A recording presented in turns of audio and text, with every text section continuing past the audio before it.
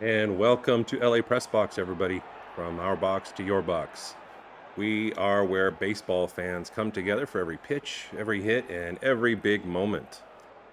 Today, we are going to have a special welcome that we want to extend to the Phillies fans out there joining us today. In particular, my stepfather, David Veit, who has always been a Phillies fan and might be joining us a little bit later today.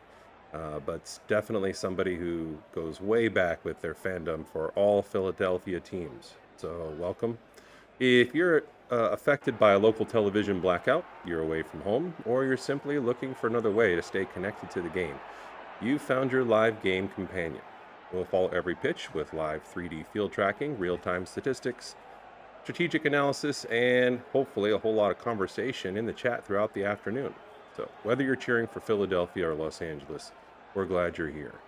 Today, the Dodgers open a three-game series against the Phillies at Citizens Bank Park in a matchup between two clubs with postseason expectations. LA enters today at 63 and 37, while Philadelphia comes in with a record of 55 and 45. The Dodgers remain one of the National League's strongest teams. In fact, they have the best record in all of baseball by a half-game margin over the Milwaukee Brewers. But they arrive after an exhausting weekend in New York against the Yankees that included a Sunday doubleheader. They were able to take that series after winning the first two games of it.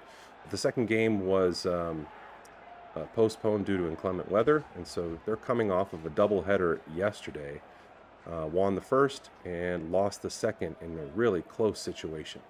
Philadelphia is also trying to regain its footing after a difficult series against the Mets. As far as statistical trends recently, excuse me, over the last 10 games, the Dodgers are 4 and 6. They've hit 7 home runs while batting just 210 with a 285 on base percentage. So they are hoping, of course, to try to be on an upswing as we get underway with the second half of the season.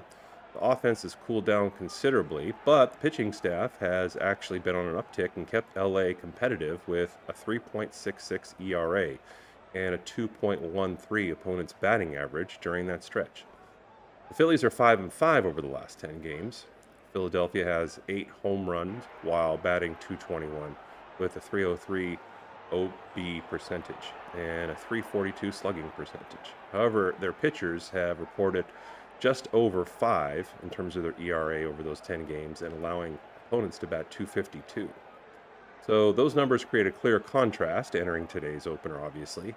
Neither offense has been especially productive lately, but the Dodgers have received much stronger pitching.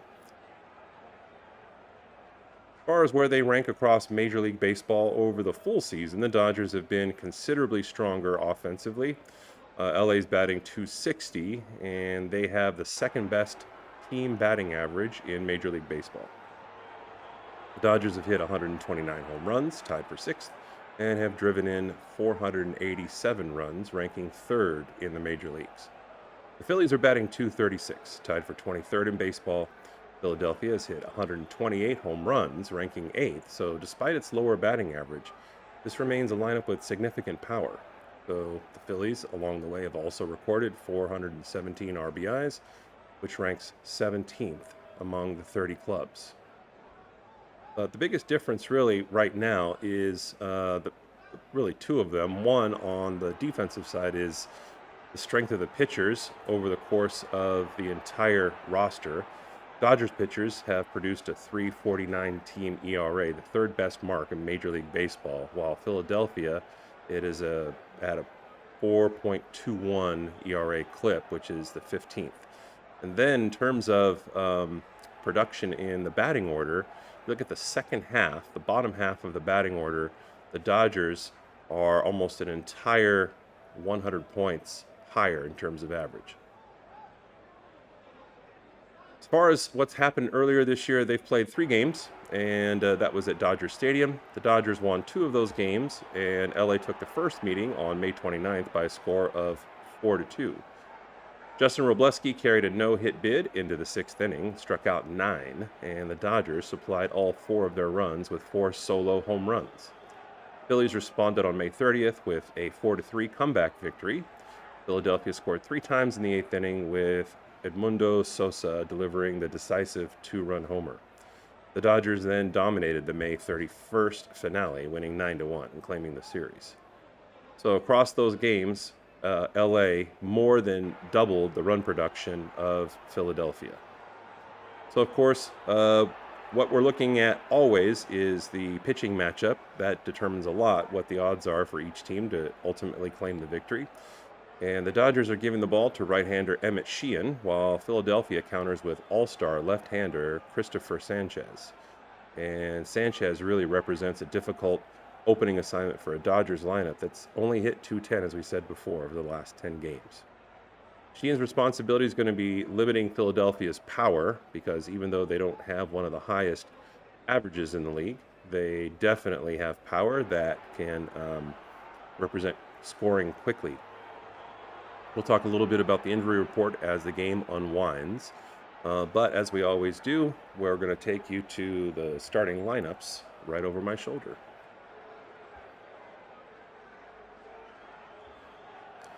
So right now, the Phillies are favored slightly for today's game. And I think that's a combination of the pitching matchup and the doubleheader, and then travel as the Dodgers stay on the road from New York to Philadelphia. As we said before, Emmett Sheehan gets the start for the Dodgers. His record is 4-6 with an ERA of 4.81. He has 93 strikeouts on the season and 26 walks. He's given up 15 home runs. Sanchez has an 11-4 record with a 2.62 ERA, and he's got 144 Ks on the season with only 25 walks, and he's given up 12 home runs. As far as the batting order goes, Shohei Ohtani will be leading off with 22 home runs and batting .290, followed by Andy Pages, who is coming fresh off of his first All-Star appearance, playing in center field. Then Tommy Edman gets a start again. He has really started to move regularly into the starting lineup, although in the second game yesterday, he was on the bench to get some rest. He still has, over the last month, been kind of freshly returning from his rehab assignment on his ankle and off-season ankle surgery. But he came in a pinch hit situation yesterday and delivered a solo home run that evened the game against the Yankees. But then a relief pitcher gave up another home run to the Yankees, and that's how the game stood. Freddie Freeman's going to be batting fourth. So this is definitely a departure, as we can see it from this moment, because Freddie Freeman normally bats third, and it might be an effort by Dave Roberts to get a little more speed ahead of a really good bat as Mookie Betts slides down to the fifth spot. He's followed by Miguel Rojas, who's going to be at second base. Teoscar Hernandez will be in left field. Alex Call will be in right field. And then right now, effectively the starter, as there is no date given for Will Smith to return behind the plate. Dalton Rushing will bring up the rear. And Max Muncy will start on the bench today. He struggled a little bit fielding, which is uncharacteristic for him, just over the last couple of weeks. And for Philly, they'll have shortstop Turner starting off, followed by Kyle Schwarber, the DH. Then most likely future Hall of Famer Bryce Harper batting third at first base. Bohm at third, Marsh in left field, Stott second, Real Muto behind the plate, Rincones in right field, and then Crawford in center. So as always, we end our preview about a minute before the opening toss, and so now is the time while we refresh our screens, get the 3D going, and get the box score loaded for you to get your favorite snack and drink, and then lock in, as the kids say, especially because whenever the Dodgers are playing, especially if they're the visiting team, you know who's up first. Godzilla, Shohei Ohtani. And you want to be seated for what is often a leadoff home run. But welcome to everybody. We'll get loaded shortly. Hola to our Spanish speakers, and konnichiwa to the people in Japan joining us.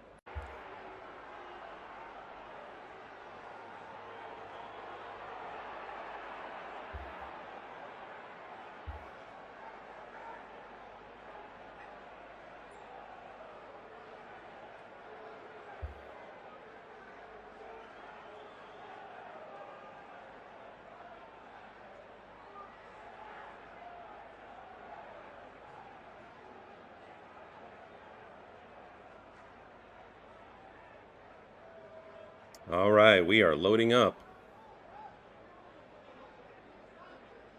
Starting shortly, 3-game series between the Dodgers and the Phillies. And welcome to our Alaska fan. Great to see you again.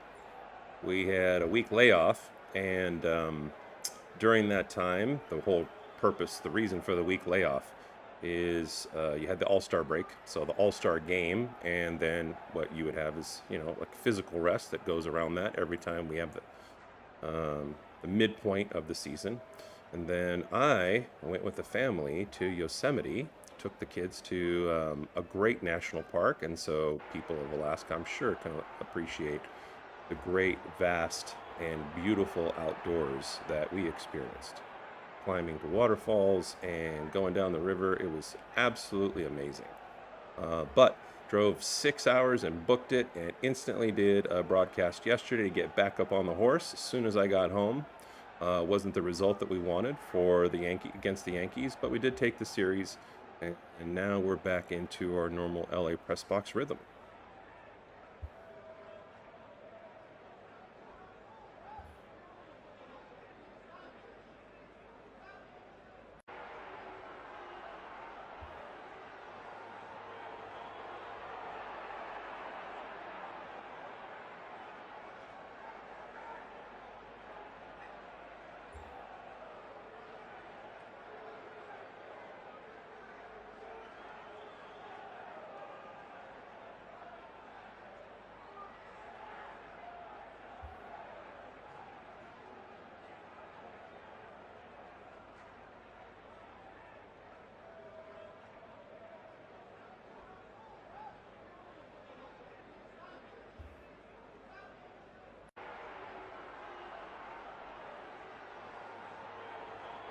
If you're joining us for the first time, please like and subscribe, and we get rolling. Participate in the chat. Let us know who you're rooting for, where you're from. And the whole purpose is really to give people a consistent way to be able to get get a connection with their team if they can't watch where they're at. So this last week was a perfect example.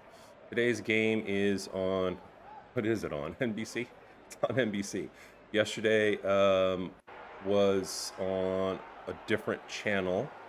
MLB TV has a slate of games. It's been on, the games have been on Apple TV, so it's really like playing whack-a-mole to try to find your favorite team. And then, of course, if you're trying to watch a team when they play at home, which is, I'm sure, your favorite thing, a lot of times it's blacked out on your local TV station. And so, since I've been through that experience, that's exactly what I'm trying to help people navigate.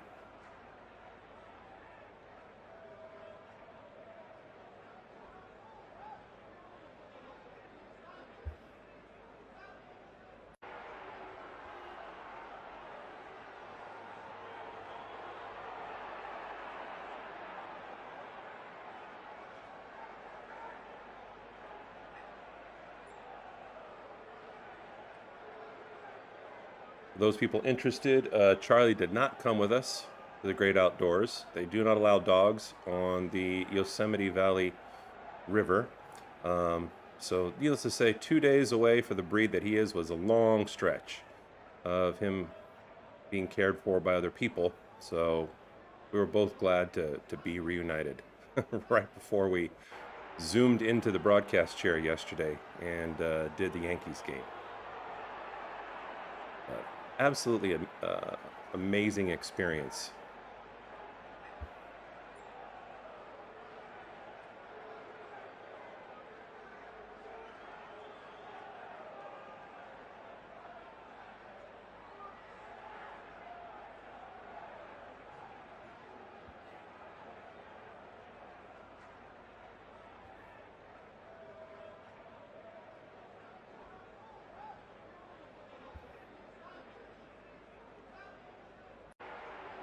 As you can see here, many of the games are just getting underway for today.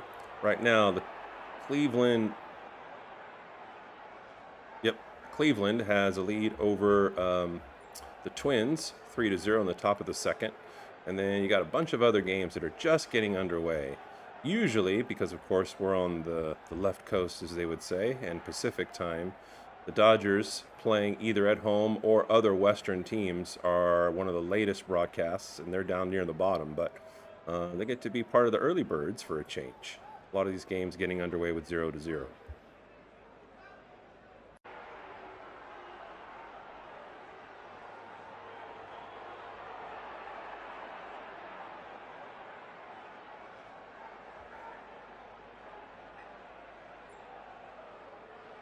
If you're curious how these teams travel, I mean, even when you have tons of money to spend, um, you're going to do what's economical. You're also going to do what's the least disruptive. And so the Dodgers took a bus from New York to Philadelphia. Um, this is something that, excuse me, that I've done. I haven't been in the professional ranks, but we'll talk more about this in the fall if you join us for the football season, because that's where my primary experience is at the college level. But whether it's by bus or by plane, they do charter. There's nobody else, obviously from the public that's on these vehicles, but it's not worth it to go up in a plane and back down when, ground transportation really is a lot more efficient.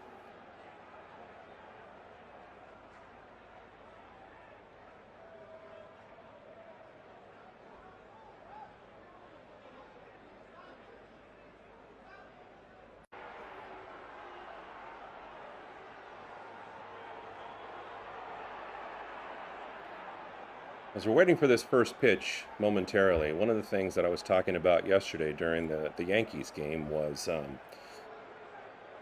what I think is one of Dave Roberts' best qualities. I don't always agree with him, and take my opinion for what it's worth. Not a whole lot, since I've never played baseball at this level, but I don't always agree with him in terms of his choices and his timing with the pitching staff. But I think one of his best qualities is choosing what to do with the batting order. Switch things up, when to pinch hit people, when to rest them. And so I like, once again, a move that he's done for today, and that is putting Tommy Edman, now that he's proven he's completely healthy, looks as fast as he's ever been after his off-season ankle injury and his rehab, and having the highest batting average on the Dodgers team, and then a pinch hit home run yesterday, solo home run that evened the game before the Dodgers lost it, putting him at third and moving Freddie Freeman, who is our best clutch hitter, in the cleanup spot, even though Freddie Freeman's done a great job for months and months being in the 3 spot, and then bumping down Mookie Betts, who was able to get some traction and do a better job at the plate after struggling and batting below 200 for a lot of it since Dave Roberts put him in the cleanup spot. But the cleanup spot is not where Mookie Betts should be indefinitely. That's where you need somebody who consistently has power and can drive in runs. And Mookie does not have the power that you would expect somebody to have in that spot.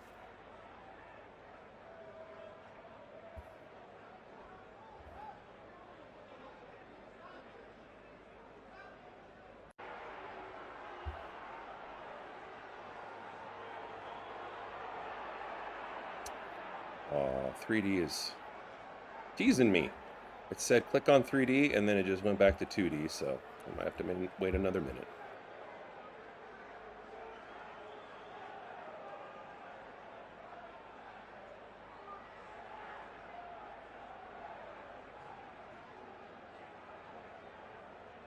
Well, the box score is ready to load up, so I can refresh that.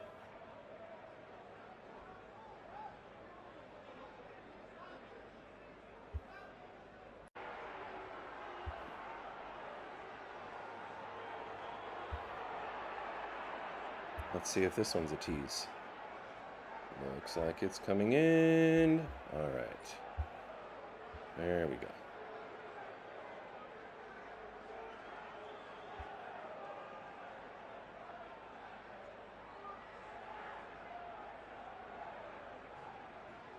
All right, and Shohei Ohtani comes up. What a great way to always start a Dodger game. And swings and misses at the first pitch, strike 1.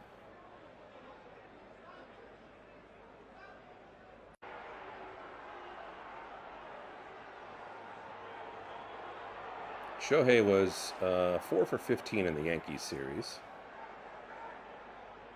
And the next pitch on the way, another swing and a miss inside. Both of those just missed the strike zone.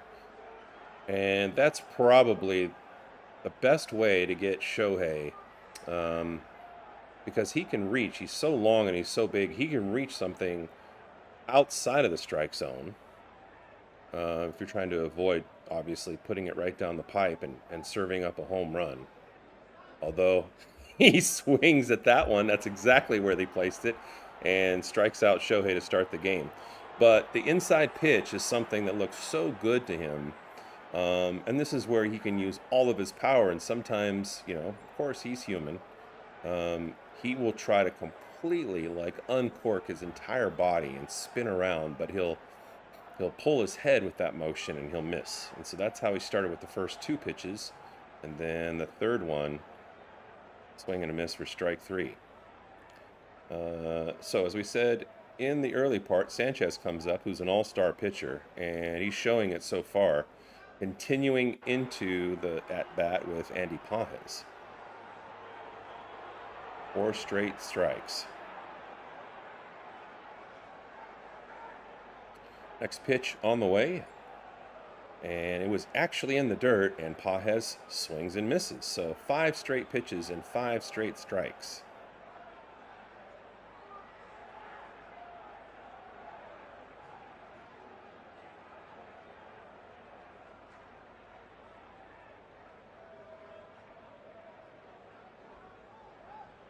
And 0-2 pitch, swung on and fouled off, so Andy barely got a piece of it, swung late, but stays alive.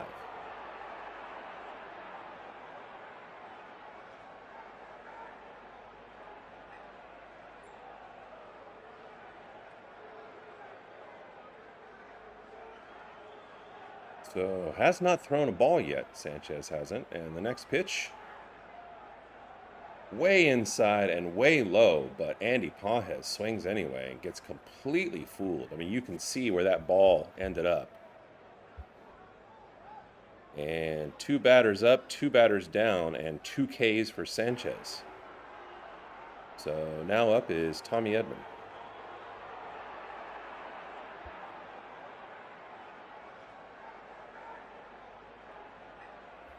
So Edman's played in 25 games since he's rejoined the Dodgers from his injury, and he's batting .365.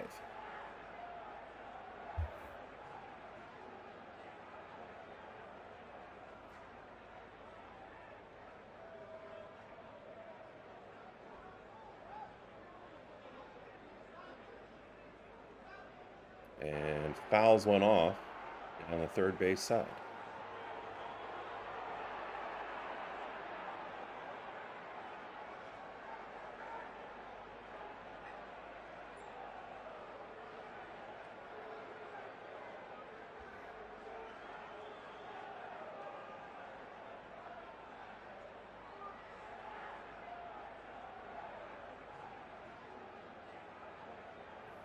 Next pitch to Edman, and line down the left, but out of bounds. So, boy, he got all over that pitch. I mean, just absolutely laced it. And if he had just started to swing like a fraction of a second later, it would have been into the corner for at least a double, maybe a triple with Edman's speed. So he's definitely the hottest Dodger hitter at this point. Next pitch misses inside for a ball. And it looks like it actually got a piece of his front left foot. So hit by a pitch, and a guy with speed, although there's 2 outs, goes to second base.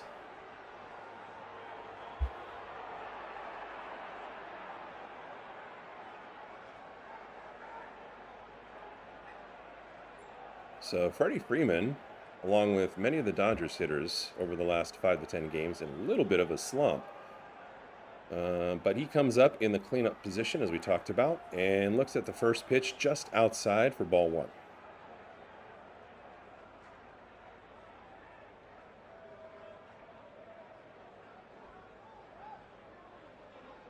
Freeman struck out 6 times in 10 at-bats against the Yankees.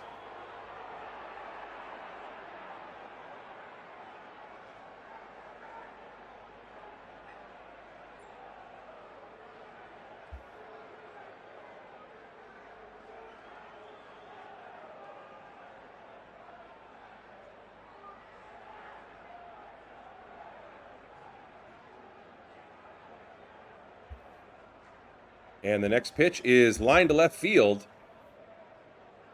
And so now the Dodgers have 2 on with 2 outs after Freddie Freeman hits it into left to Marsh.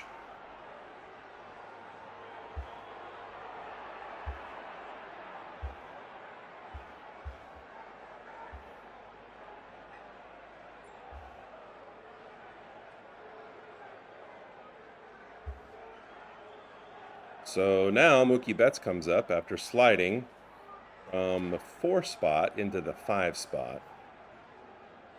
And Freddie looks a little relieved with that big smile at first base. The fact that he had a good solid at bat and laced it into left field. So Betts comes up and hits it to shortstop where Turner is. Turner bobbles the ball, throws to first, and the throw is high and Betts beats it. So now the Dodgers, with 2 outs, suddenly have bases loaded.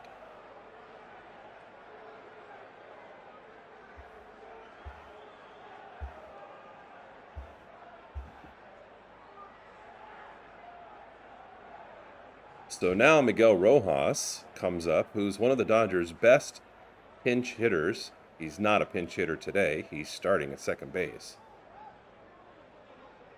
And looks like there's going to be a conference at the mound, which I always like. I want to see if they look like they're going to be slam dancing. So far calm, only one sinking into the dirt. Okay, looks like second base is getting in there and mixing it up. Quick intermission. And so umpires these days are very tight about how long those little conferences last. And it'd be awesome to see the Dodgers with 2 outs score and not leave some runners on base.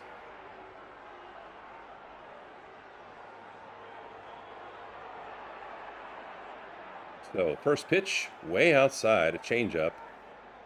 That was at least a foot outside. Catcher had to slide a little bit on his knees to get out there and snatch that thing before it went to the backstop.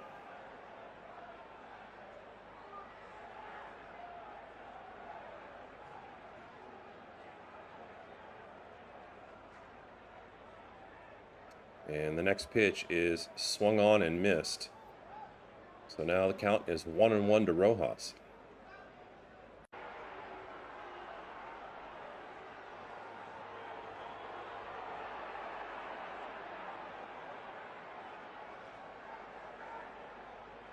And another ball.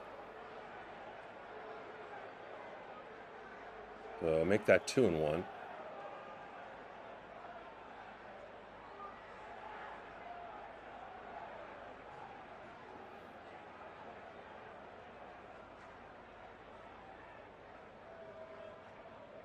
And now another pitch well below the strike zone. And the count is 3-1. With bases loaded and 2 outs. Miguel Rojas looking to do some early damage for the Dodgers. Lefty Sanchez looks around at the runners, delivers, and hit to the shortstop, who gets the ball and steps on second base easily for the 3rd out of the inning. So threat averted by the Phillies, and they're going to come up to bat shortly.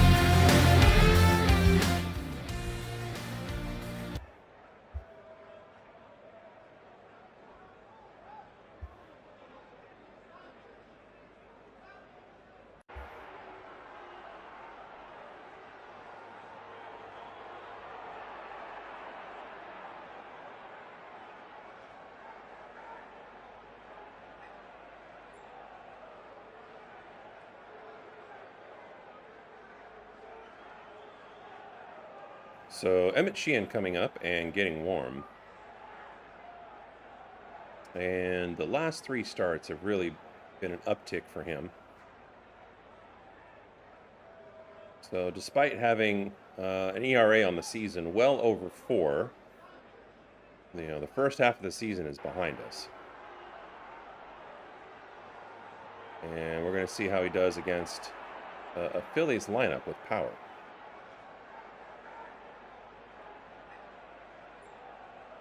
So it's going to bring Trey Turner up first, who's playing shortstop.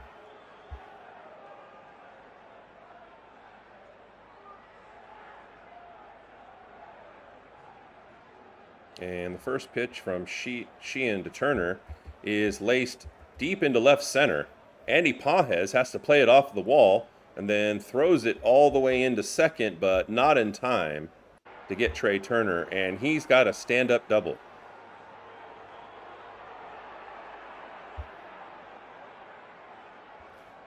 So now he's going to face Kyle Schwarber.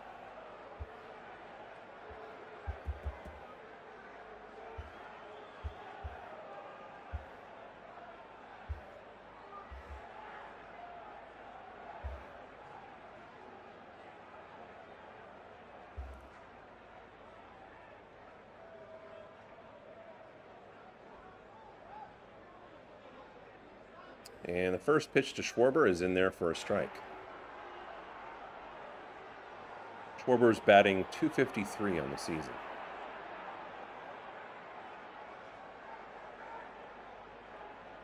He does have 33 home runs, so that's part of that power we were talking about, 61 RBI. Swings and misses, and so now the count's even at 1-1.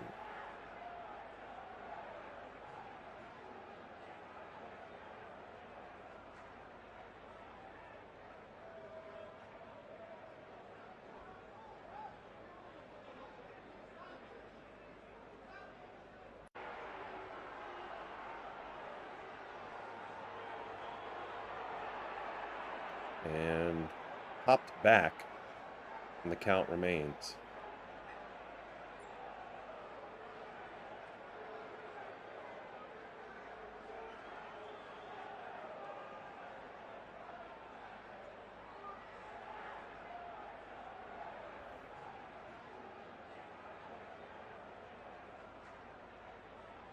And the next pitch misses well high for a ball.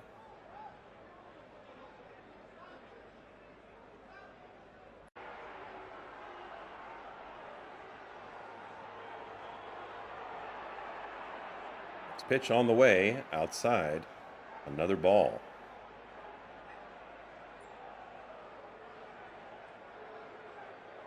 That was a changeup. It was only about 85 miles per hour.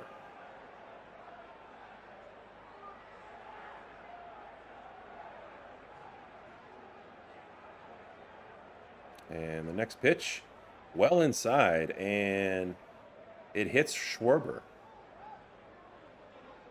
So a batter hit in the Dodgers' first look at the plate, and now the Phillies experience the same thing. And they also have runners at first and second. And that's going to bring up the always dangerous Bryce Harper.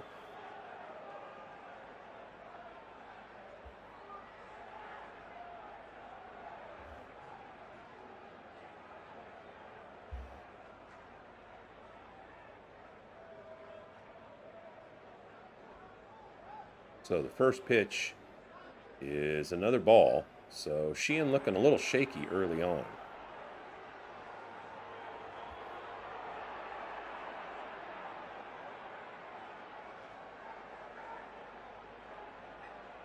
Sheehan needs to throw a strike here. And he does. In the middle, just outside of the strike zone, or the outside portion of the strike zone, I should say. And now the count's 1-1.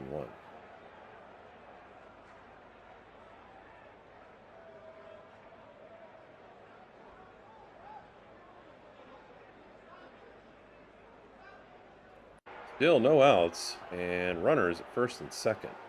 Not the start we wanted to see to this game for all the Dodgers fans.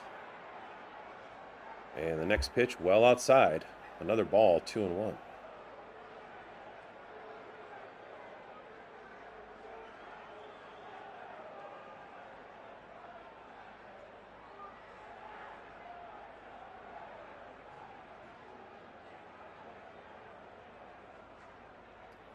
Another ball outside.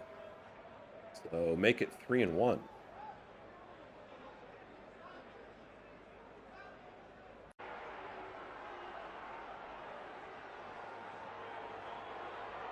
So the pressure ratcheting up slightly on Sheehan. The next pitch, swing and a miss. So now the count's full.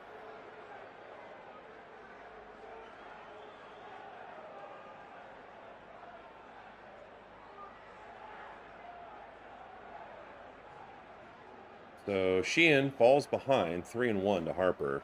Harper, now facing a full count, has to protect the plate a little bit, although there are no outs. And the next pitch swung on and hit to left field. Not deep enough for the runner at second to tag up. And so Sheehan avoids some danger there. But still has his work cut out for him.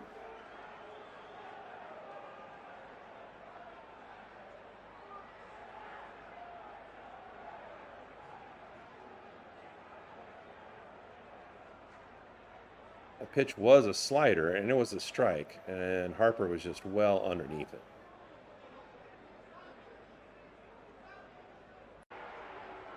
So a little bit of a break here.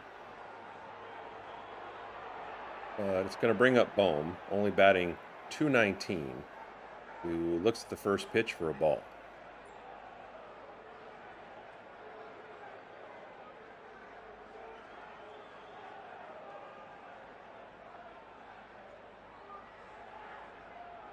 Love to see a double play here and just walk off the field with no damage. Sheehan steps off the mound, takes a peek at second base to keep the runner honest.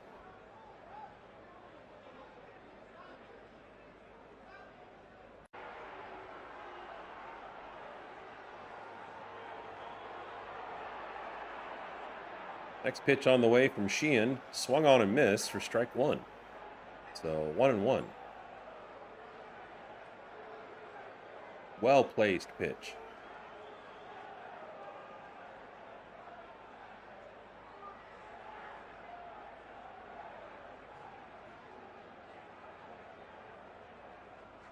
And the next pitch is inside and jams up Bohm and fouled along the first base side. So now the count's 1-2.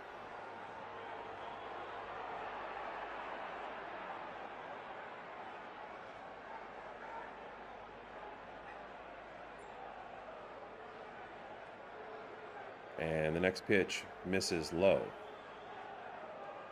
Into the dirt. Good job by Dalton Rushing doing what I complained that he doesn't usually do, and that is blocking with his body and turning his glove over in between his legs. So now the count's 2-2.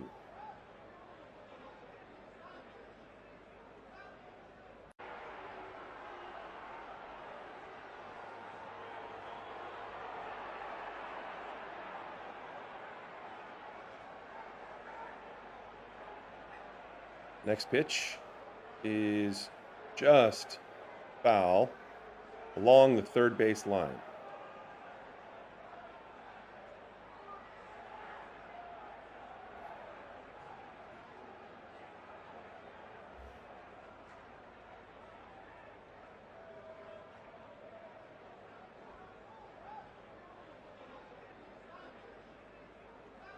And the next pitch is hit to third. Tommy Edman dives, gets it, throws it to second, and then the play is turned for a double play, and the Dodgers get exactly what we wanted for all Dodgers fans to end the inning.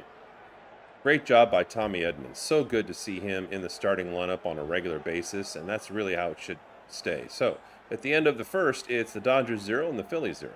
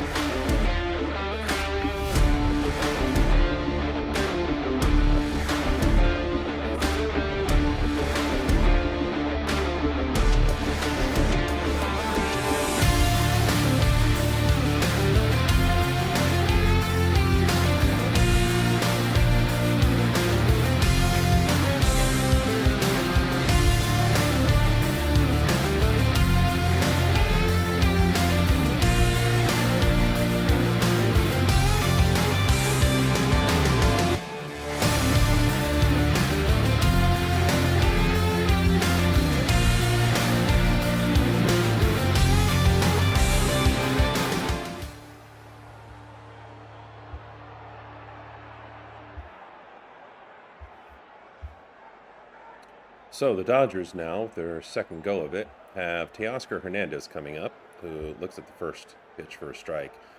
And Teo has not looked good at the plate recently for weeks. And yesterday was as true as it has been.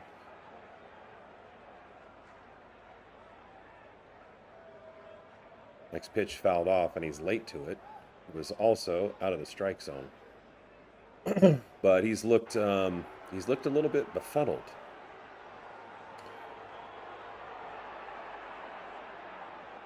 His nonverbal language does not look great, and just his swings look really erratic, and he doesn't always know when the ball's going to break and where it's going to break. As he looks at the next pitch for a ball.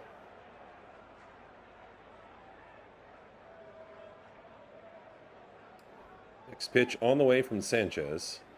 And Teo swings and hits a deep shot to right that is out of bounds, but caught in the corner in foul territory for the first out.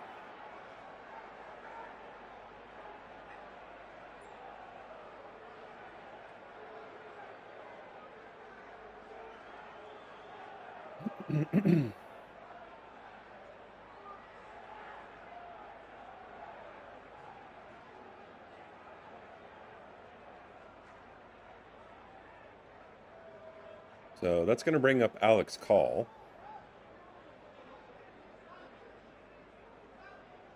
And Call's got speed, but his challenge is always getting on base first. That first pitch was a sinker and just caught the strike zone for strike one.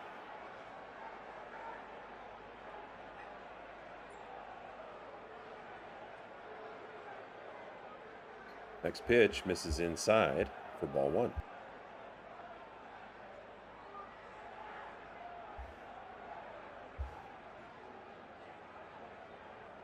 So Sanchez has made the Dodgers look pretty silly so far, with the exception of Freddie Freeman, and fouls the next one down the third baseline. Freeman made really good contact, but the early part of the order, just nothing but strikes and strikeouts.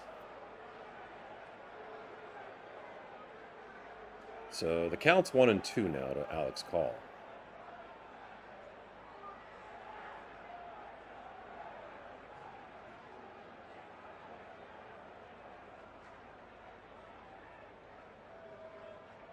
And the next pitch, well inside, a slider, low and inside, and gets Call chasing.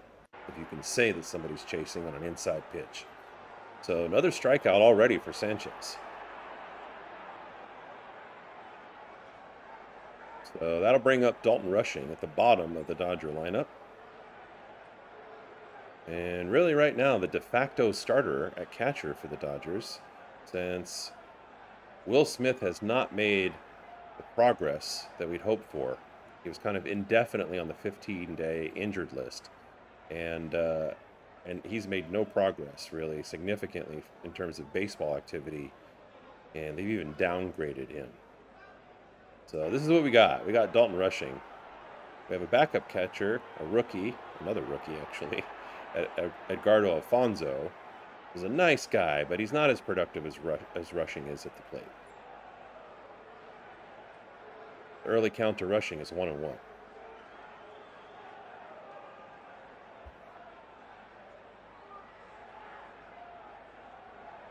And the next pitch is inside, well placed, just off the plate.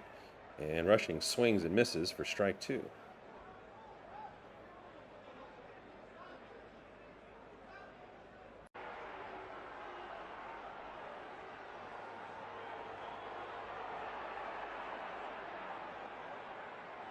So Sanchez up to 31 pitches. The next one on the way, looked at for a ball low.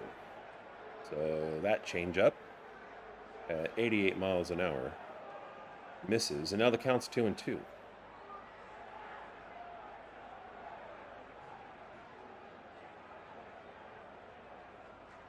Next pitch on the way. Swung on and missed inside for strike three. and another strikeout for Sanchez.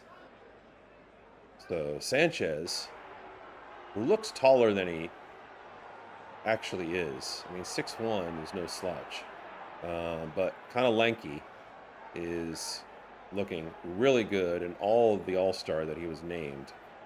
The Dodgers go down swinging, and at the middle of the second inning, it is still 0-0.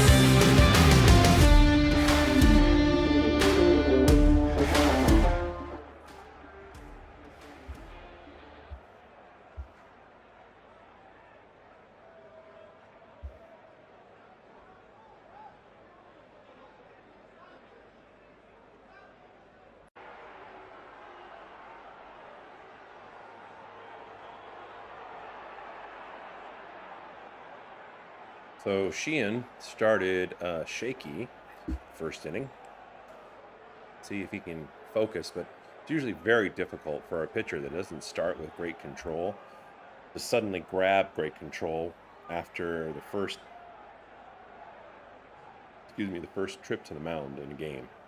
That's what we're always looking for here at LA Press Box. We're looking for the first 2 or 3 batters in particular.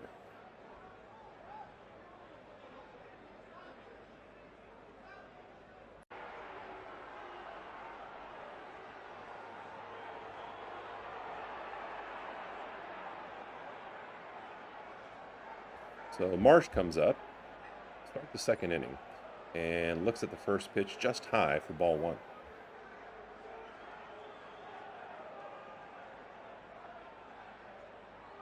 Next pitch, and it's flied high, just out of play, and that'll be strike 1.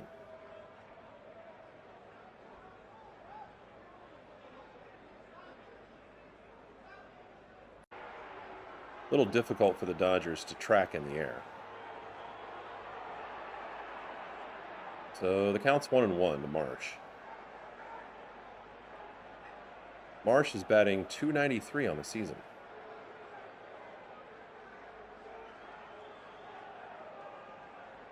And the next pitch in there for a strike. So the count's 1-2 now.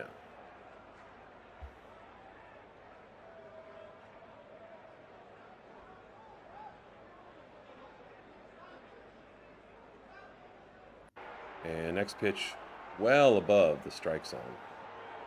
Now the count's 2-2.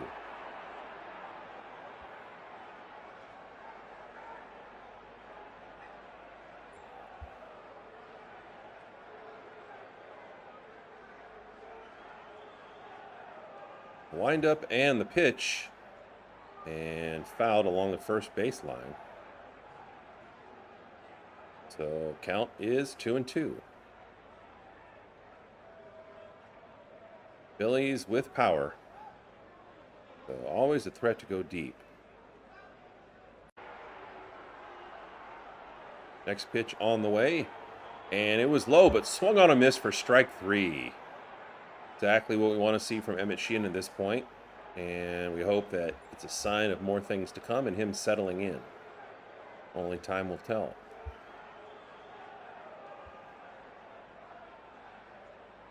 So that's going to bring up the number 6 hitter, Stott, batting .248.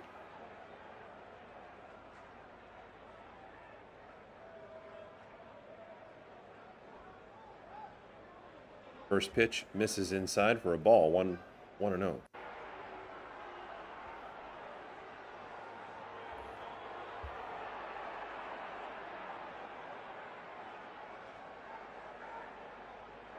Next pitch on the way, and fouled along the first base side. Make the count 1-1.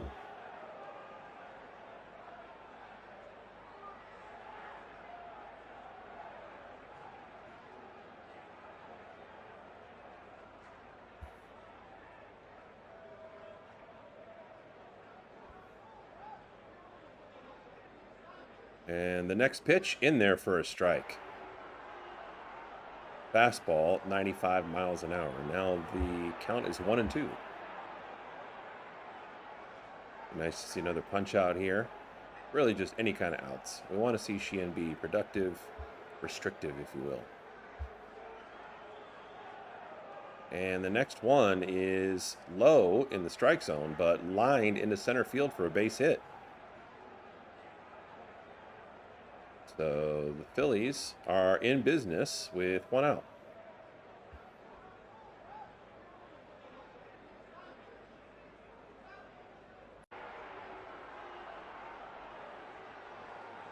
So that'll bring up Real Muto as you see the defense shift over. Second base playing really close to second base as opposed to splitting the difference between first base and second base, and Mookie Betts shifted over as well with a right-handed pitcher facing a right-handed hitter. First pitch is high and a little inside for ball 1-0.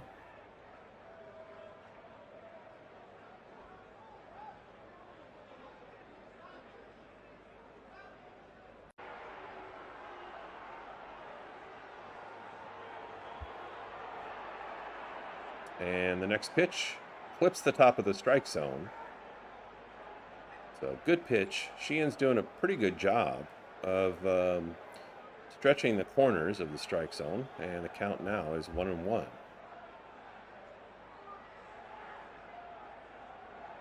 Checks over his shoulder at first base, and the next pitch to Real Muto is lined to center field, and Pages is going to come up and scoop up that base hit. And now 2 hits.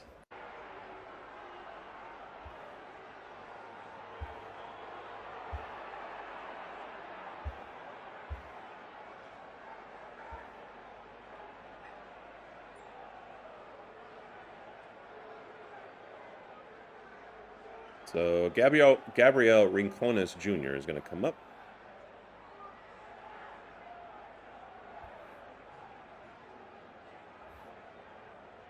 And after giving up 2 hits,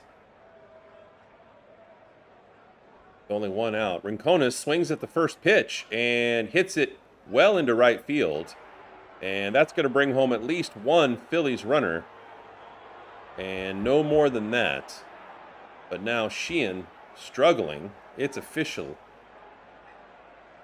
as the Phillies score their first run of the game. And the score is 1-0.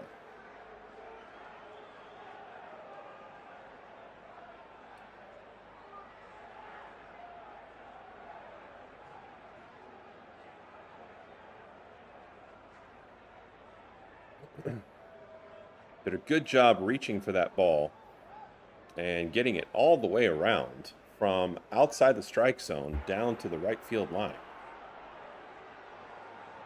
So that's going to bring up the 9-hitter, Crawford, who's batting a respectable .256 for that spot in the lineup. Fouls off the first pitch high for strike 1.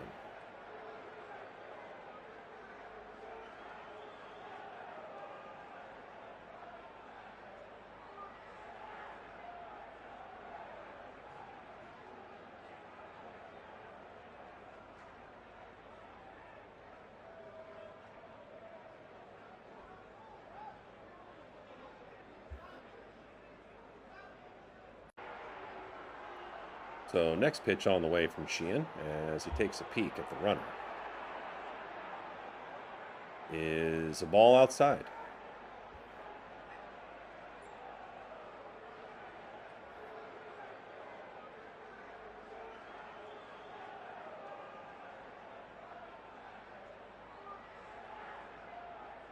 So the count now is 1-1. And Crawford makes contact, and it is deep, and it is down into the grass. And another Phillies runner is going to score.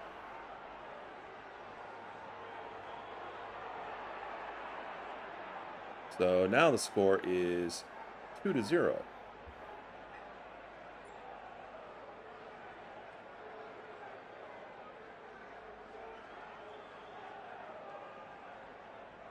It was hit deep to the top edge of the grass, just short of the warning track. And so the Phillies were able to tag up and take advantage of the deep shot. So now the Phillies are back to the top of the lineup, and Trey Turner comes up.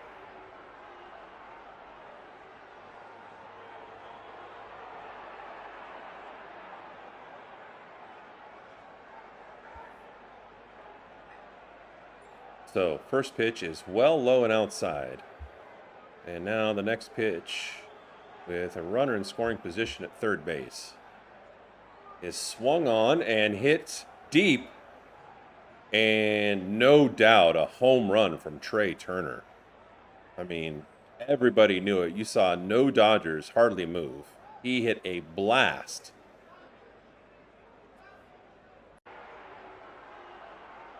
To left center. And so now, with that 2-run home run, the Dodgers are down 4-0.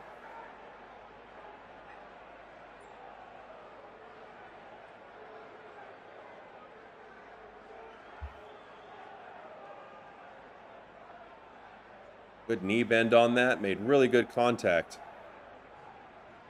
And it was in the first lower deck, a little further than 50% deep in those rows. So I don't know how many that would be. 10 rows deep? Yeah, there was no doubt about that one. So now 4-0 after clearing the bases. 4-run inning that Sheehan's given up. And that brings up Kyle Schwarber. Schwarber was hit by a pitch first time around.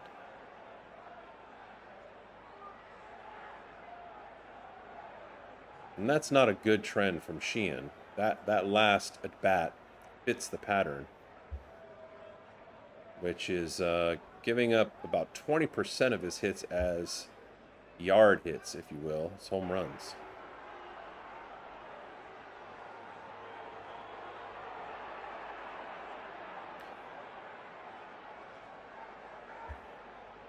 Early count to Schwarber is 1-2.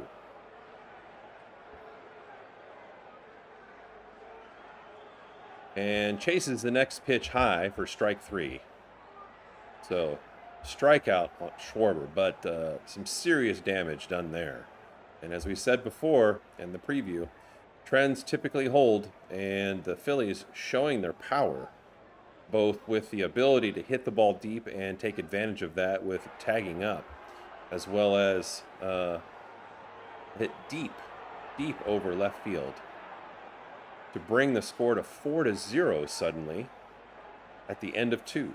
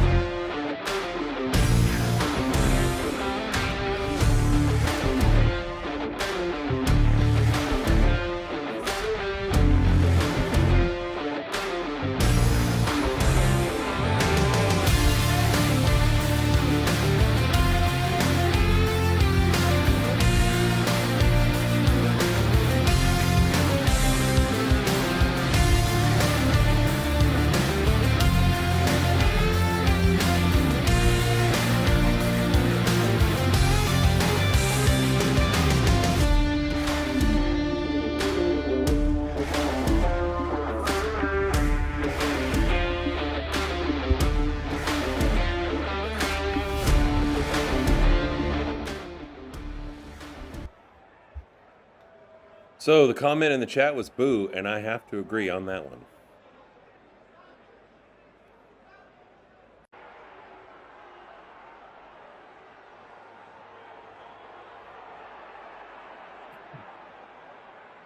And so the Dodgers in an early hole deep, but they have the bats capable to make up the difference. And this guy is obviously a great sign of that. Shohei Ohtani. Konnichiwa, if you're joining us from Japan, following Ohtani. First pitch is inside for a ball. Sanchez tried to get him the way that he did last time when he was up at bat, but he did not swing at that one. So the count's 1-0.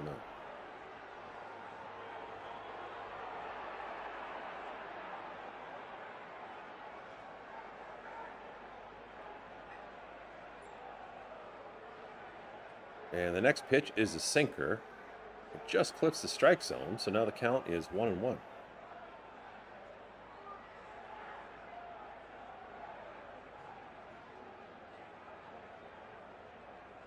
Next pitch. Swung on, fouled low, and made contact. This happens on a pretty regular basis. Probably once every, 2 games, where Shohei makes contact, hits it into the ground, and then it bounces and hits some part of his body.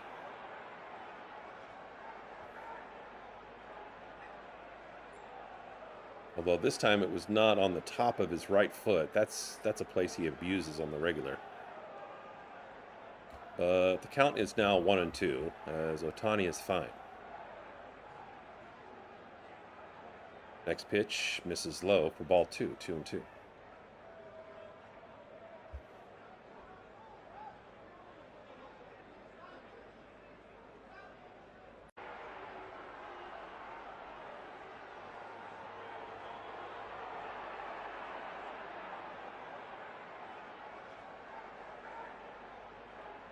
Next pitch from Sanchez, and Ohtani looks at it, and it's out of the strike zone, making the count full 3-2.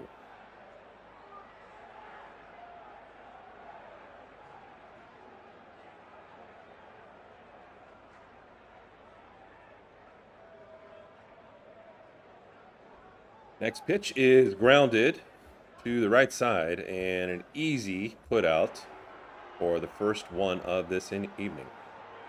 In this inning. Excuse me.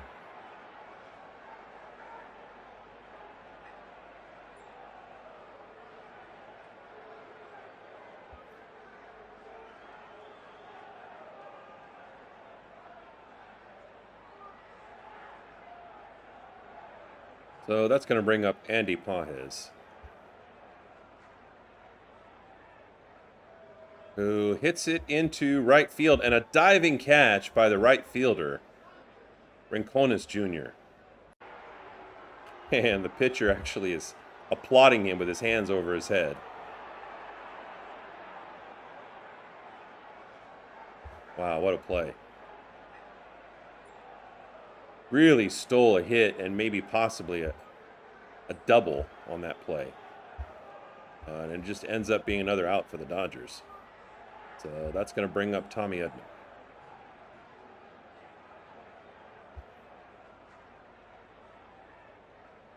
Looks at the first pitch for a strike. Outstanding play by the right fielder.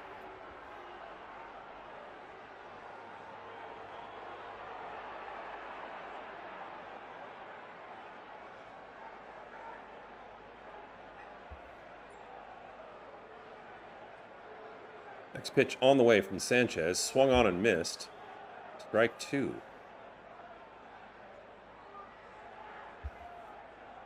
Tommy Edman batting .355 in 25 games since he's been back from injury.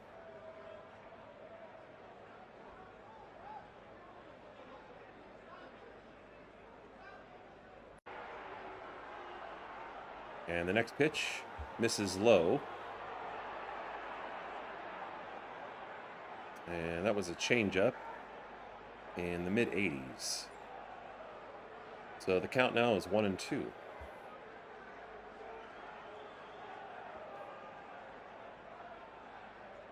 And the next pitch way inside, and Edman gets hit again.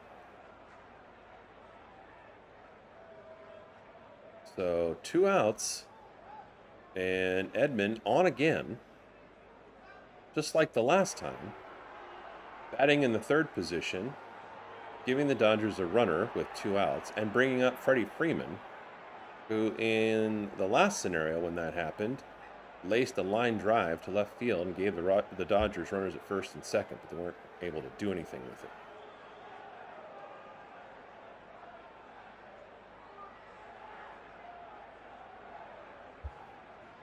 First pitch in there for a strike. Sinker, 95 miles an hour.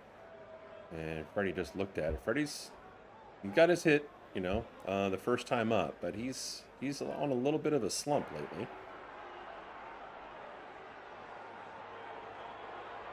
And the next pitch, beautiful pitch. A slider right there at the bottom edge of the strike zone. Freddie looks at the umpire, as you can see, and thinks about challenging and then decides otherwise, and that's a good decision because it was a strike.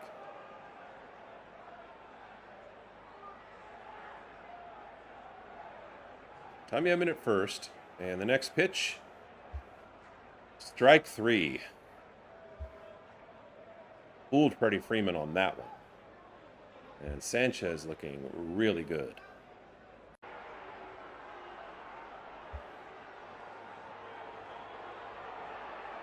So if you take out Tommy Edman getting hit by that pitch again and taking first base, Sanchez has retired 7 straight Dodgers.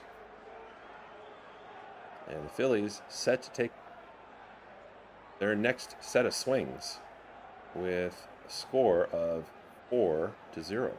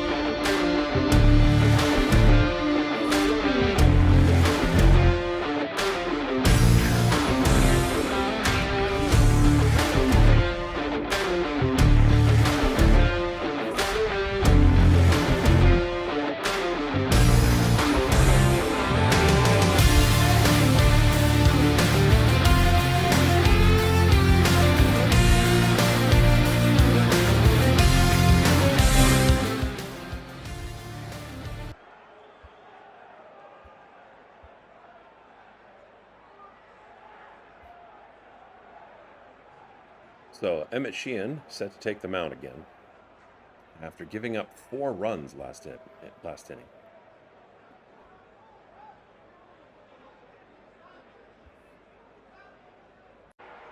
Combination for Sheehan of lack of control, giving up some base hits, although he's had some good pitches around the edges of the strike zone, 4 strikes, and has a couple of strikeouts, but most damagingly giving up a home run last inning. Still plenty of baseball to be played here. And now Bryce Harper comes up.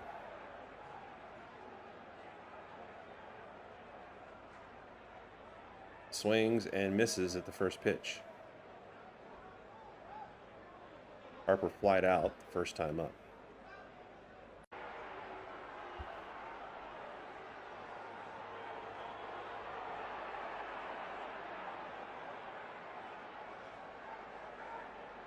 Next pitch, quite high for ball 1. And the count is now 1-1.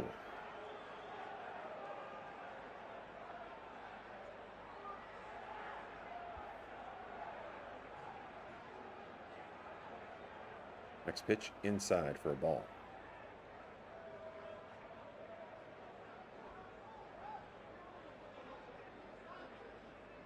And the count now 2-1.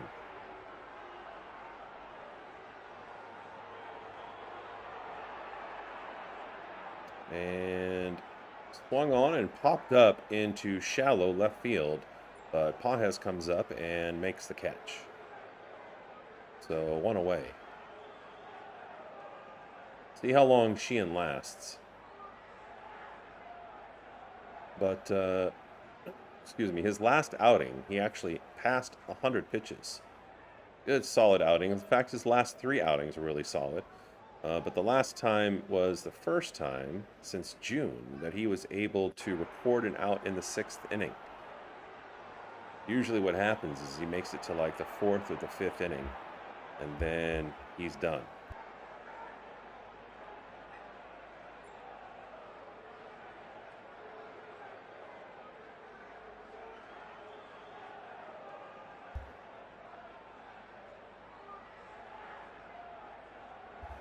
Starts Bohm with a strike, and then gets him to ground out for the 2nd out of the inning.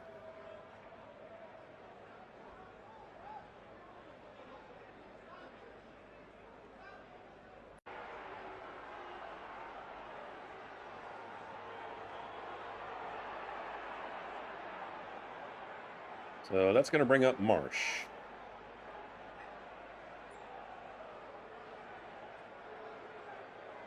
And the first pitch from Sheehan to Marsh is fouled off for strike 1. Marsh is 0 for 1 tonight.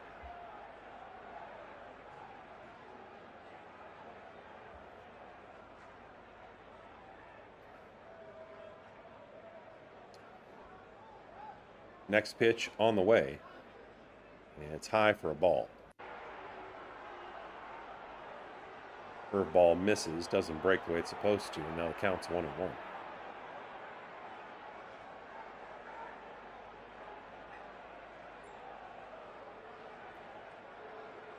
Next pitch on the way from Sheehan to Marsh, and it's grounded to second base. Rojas picks it up and easily makes the 3rd out of the inning.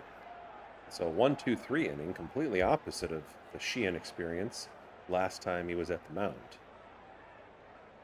But the score is still 4-0, and it's time for the Dodgers offense to get untracked.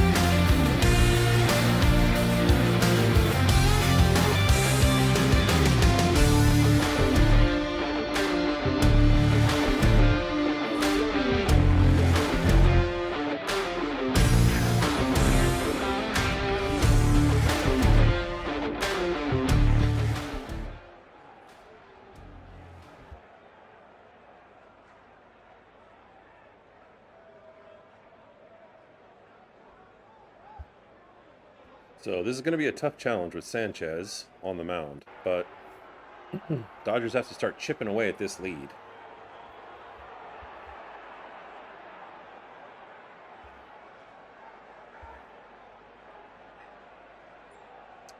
And so the recently struggling again Mookie Betts, who has been moved down to the 5 spot, is going to come up and try to do just that.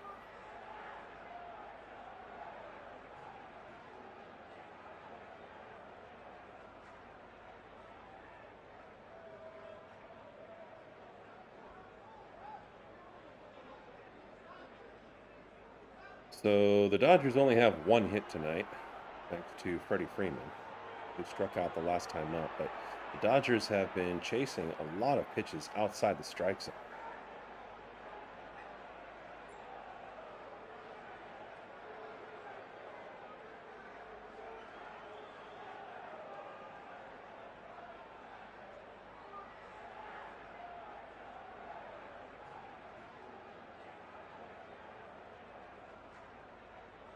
So as we get the The fun transition for the 3D here.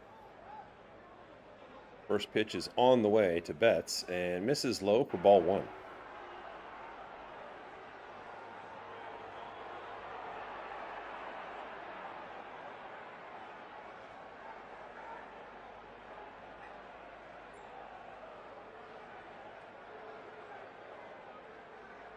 And the next pitch catches the upper part of the strike zone for strike one.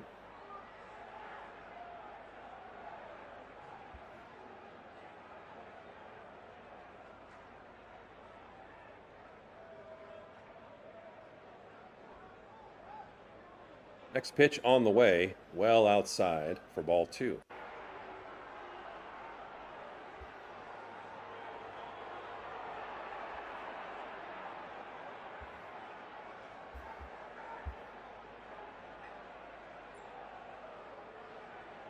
Next pitch on the way and hit into left center.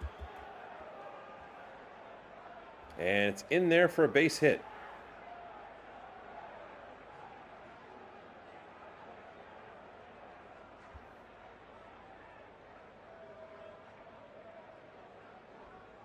So Rojas is coming up now.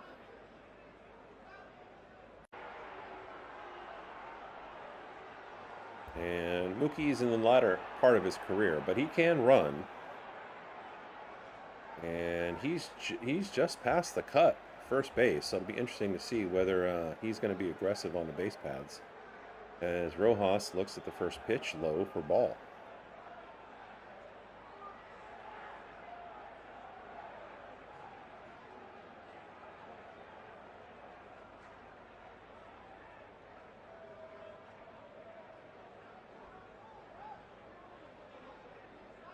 Rojas steps out after Sanchez takes too long on the mound, kind of glancing over at Mookie at first base.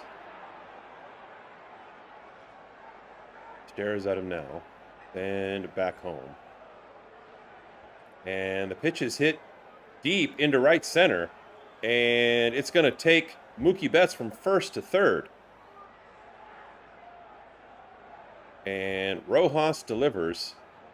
And with no outs, the Dodgers have runners at the corners.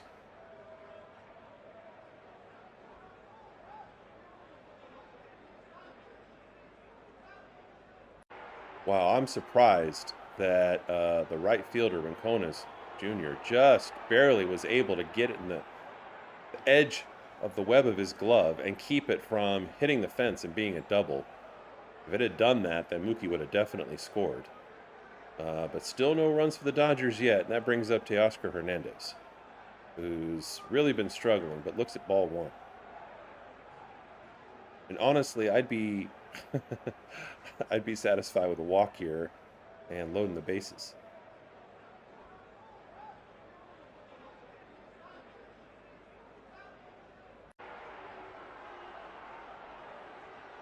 Now, the positive thing is that even though Teo's been struggling, he has hit 2 home runs off of Sanchez.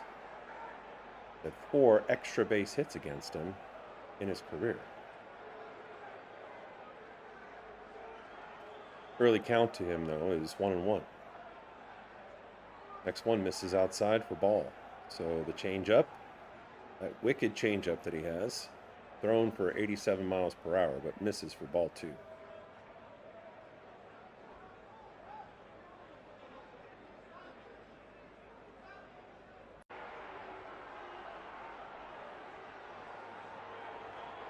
And the next pitch misses outside. Another changeup, and now the count's 3-1.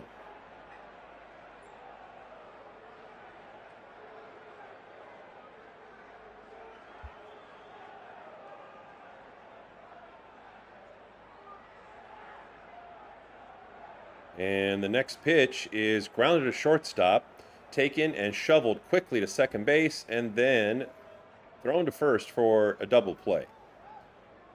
And Mookie Betts comes home and gets the Dodgers their first run.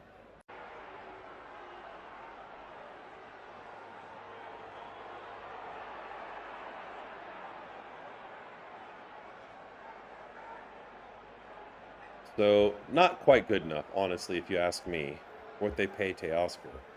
But he did make contact. I mean, he didn't strike out, and he was able to get Mookie Betts home. And this is what we talked about. We talked about chipping away at the lead. So now the score is 4-1. Alex Call comes up and looks at a strike.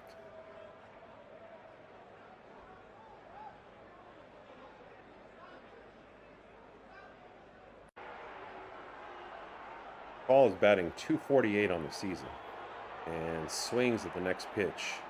Another changeup low, and now the count's 0-2 with 2 outs.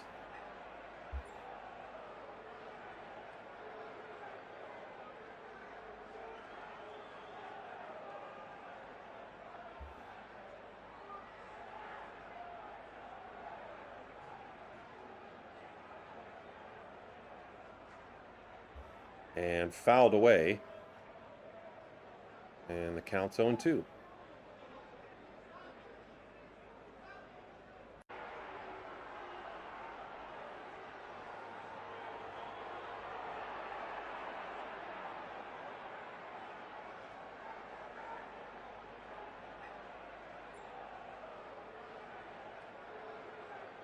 And the next pitch reached for, contact made, and fouled off, and the count remains 0-2.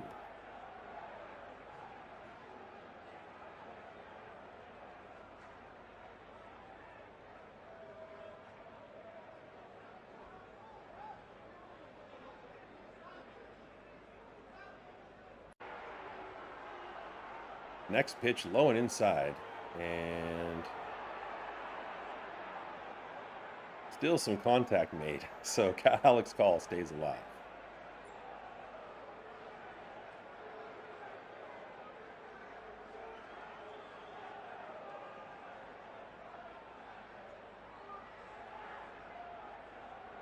And the next pitch, another changeup, but misses outside.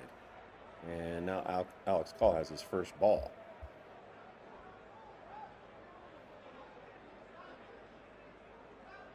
So good job battling so far by Alex Call. And because he does that, leads to the next pitch also being outside the strike zone, and it's 2-2.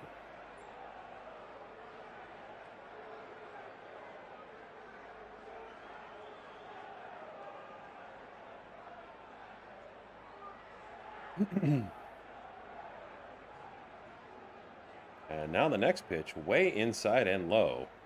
Almost made contact with the dirt, and it's a full count with 2 outs.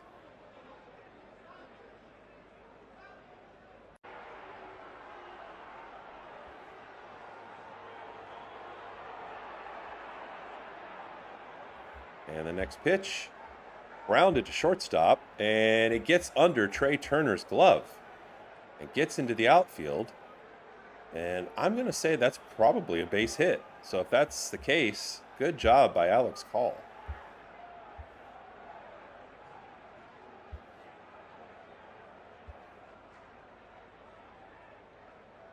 So that's going to bring up Dalton Rushing, who struck out the first time up.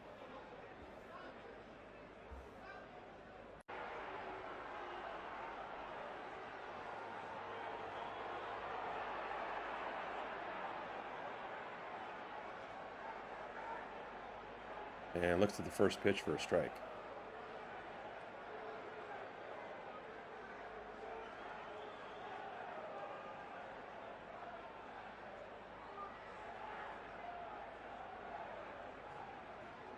And Sanchez, without even stepping, throws to first to try to keep the runner honest.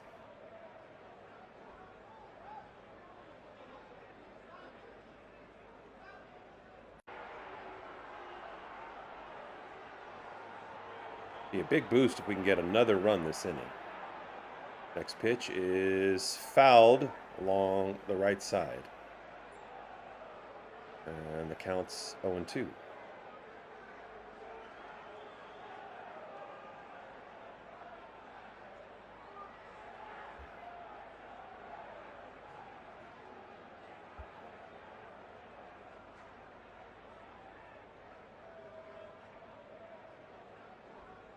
Oh, 2 pitch on the way.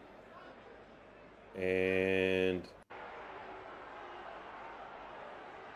ball to ball, just looks like it missed the upper edge of the strike zone, but it's going to be challenged, and the challenge is successful. So rushing ends up not protecting the plate with 2 strikes and looks at strike 3. Let the Dodgers chip away just a little bit, score a run, and the score is now the Dodgers 1 and the Phillies 4.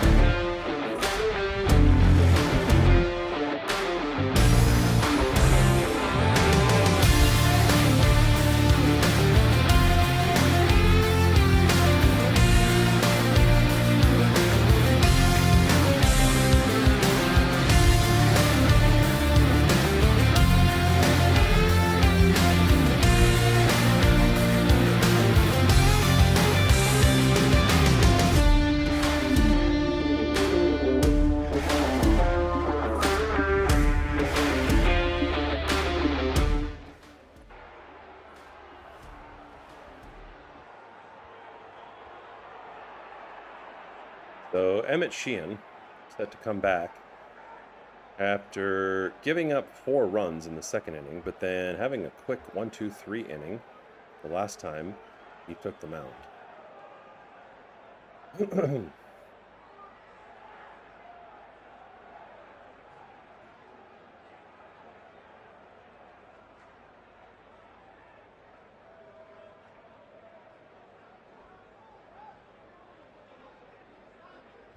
And so he is going to face Stott to start this inning.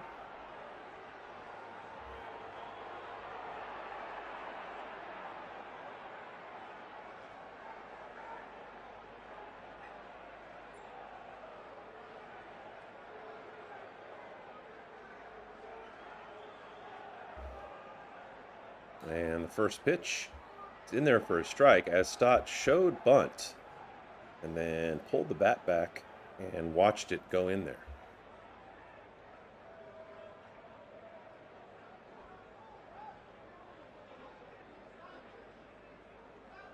And the next pitch swung on and missed inside. Good pitch from Sheehan.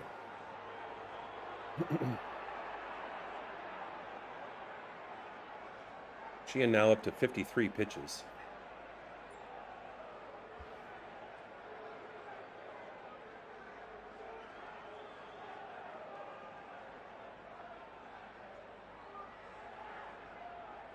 And the next pitch way inside and bounced. Did it hit Stott? No, he really jumped to get out of the way of that, but it should have been hit by pitch. And that would have been the second hit batter by Sheehan tonight. It would have been the 3rd overall in the game. But instead, it's just a ball. And that one is followed by another ball. Now the count is 2-2. Stott's 1 for 1 tonight against Sheehan.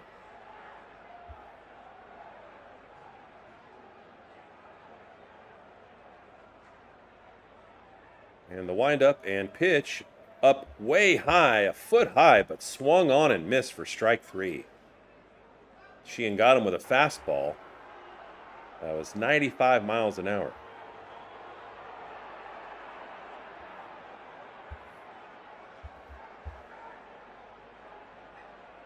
So Real Muto comes up next.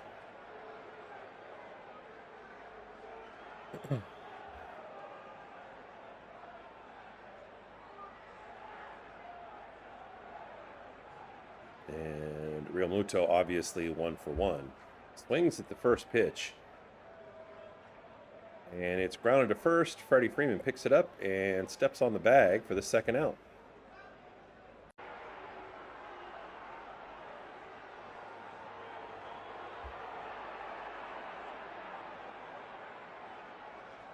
So now Rincones Jr. comes up.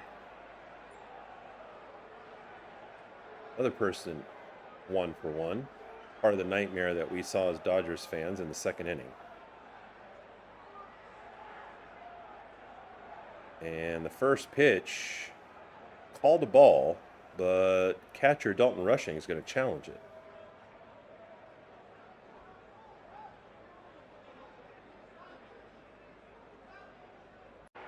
And in there for a strike. Challenge is successful.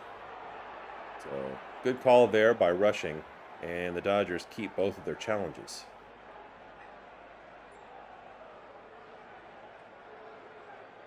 Next pitch. Looks like it catches the edge of the strike zone. Actually, nope, just missed. Didn't give the signal, so the count's 1-1.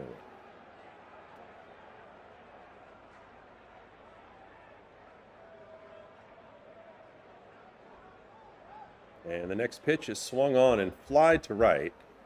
And Alex Call is underneath it easily, hardly had to move. And another 1-2-3 inning for Emmett Sheehan.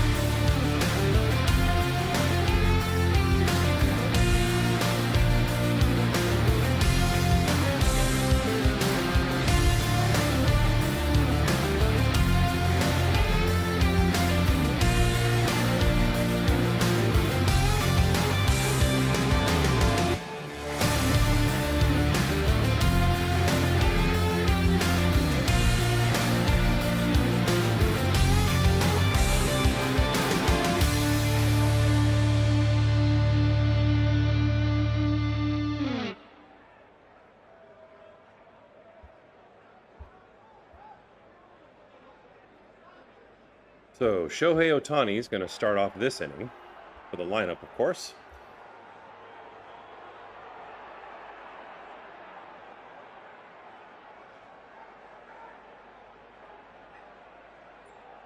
And the first pitch is low, swung on and missed. But, you know, Shohei's showing one of those things that he does consistently that is not good for him. And that's when he opens up. When we say opening up, that means he takes his right foot and he doesn't step at the pitcher. He steps away from the strike zone, just like that. You can see where his right foot goes, just to the right edge of the batter's box. And misses badly, and now the count's 0-2.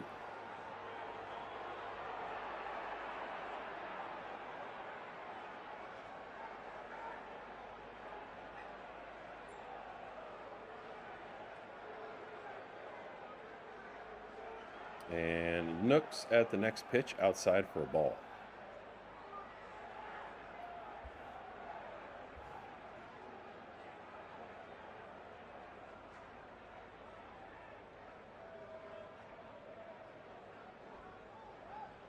And the 1-2 pitch on the edge, and Shohei looks at it for strike 3. So another strikeout for Shohei Ohtani.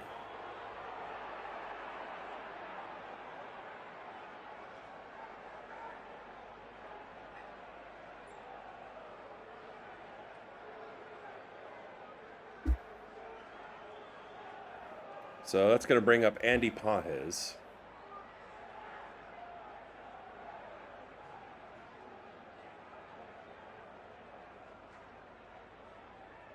And Pages gets started with a changeup, but it misses for a ball, 1-0.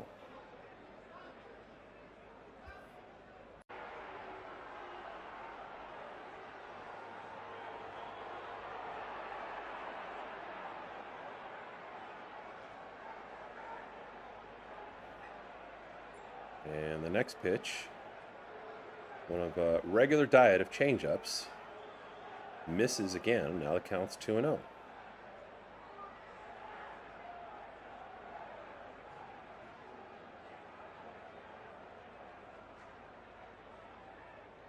Next one's in there for a strike, 2-1.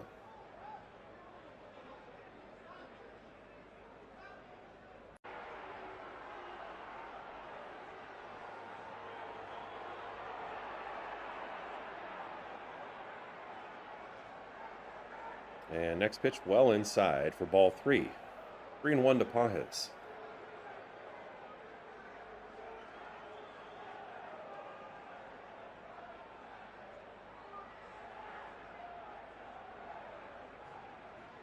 Sanchez now has thrown 78 pitches.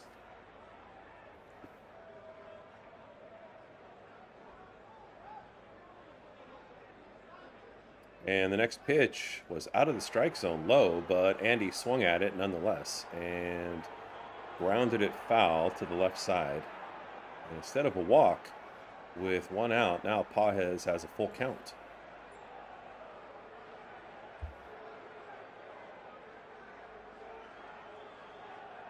So the Dodgers continue to swing at balls. Next pitch is hit over the extended arm of Stott at second base, and it's going to go into right field for a base hit. So Andy could have done the easy thing and then just allowed ball 4 to put him on base, but instead he gets a hit, and we'll take it. Like we said last time, the last inning, just got to chip away a little bit. And we have one of the best offenses in baseball to do it. And here's an indicator right now, Tommy Edman.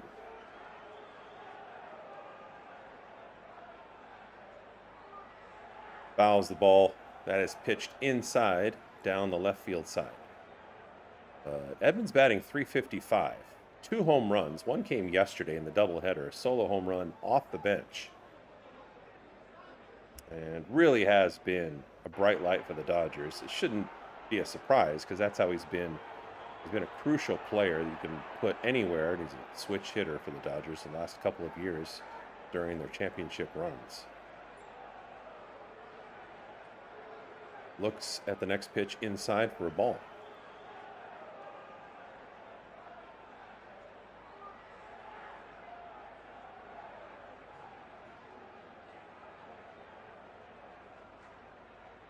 And the next pitch is grounded to shortstop. And the Phillies are able to make the force at second, but not turn 2. So now 2 away. And the Dodgers trade base runners. And that's going to bring up Freddie Freeman.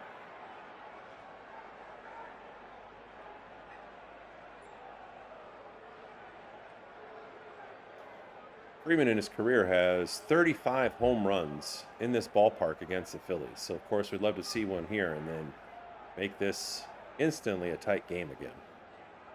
Although the Dodgers are within striking distance, Freddie looks at the first pitch way inside for ball 1.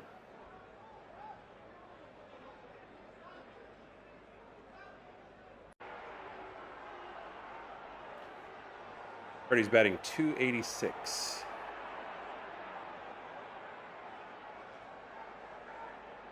And swings and misses at that fastball. And the count's 1-1. He was just below 300, and his batting average has slipped a few points over the last 10 games.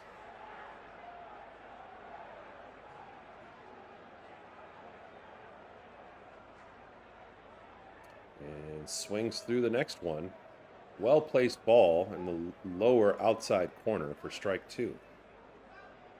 So the count's 1-2 to Freeman with a runner at first. And Sanchez throws over to first just to keep Tommy Edman honest, although he does it really early, as opposed to kind of setting up like he might pitch and then trying to pick him off. I guess he's just trying to make him think that he's seeing them. It's a lot easier to try to pick somebody off at first as a left-handed pitcher because your shoulders are already turned in that direction.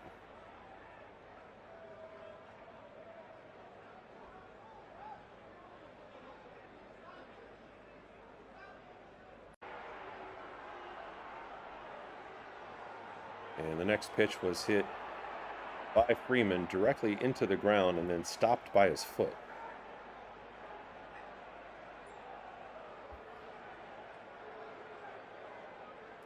And the next pitch misses for ball 2. So 2 outs and a runner at first. Freddie Freeman has a 2-2 count. The next one swung on and grounded to first base, where Bryce Harper cradles it in his crotch as he goes to his knees, and then stands up and walks gingerly over to first base and puts the Dodgers back into the field with the 3rd out of the inning. So we go to the middle of the 5th, and it's the Dodgers 1 and the Phillies 4.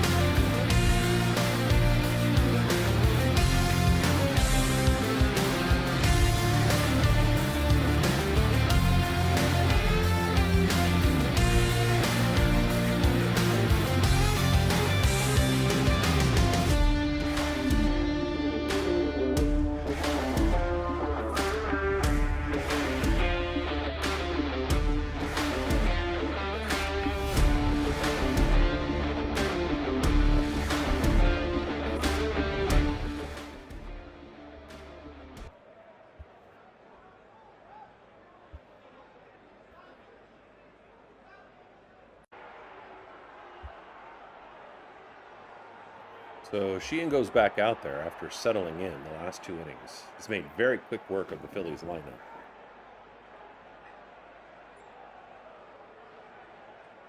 And unless, of course, he's at the upper edge of where the number of pitches are for him to throw in a game without wearing them out. Only makes sense to keep him in at this point, though he gave up 4 runs in 1 inning. And to start this bat around, he's going to face Crawford.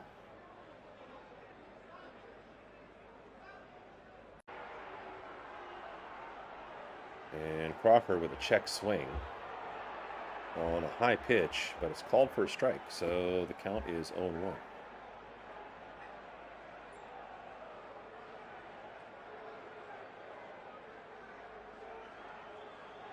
And the next pitch is fouled off for strike 2.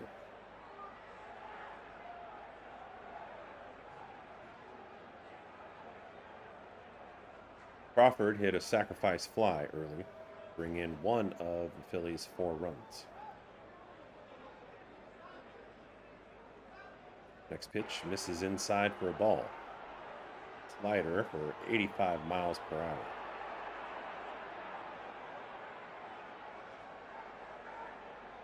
So the count now to Crawford is 1-2.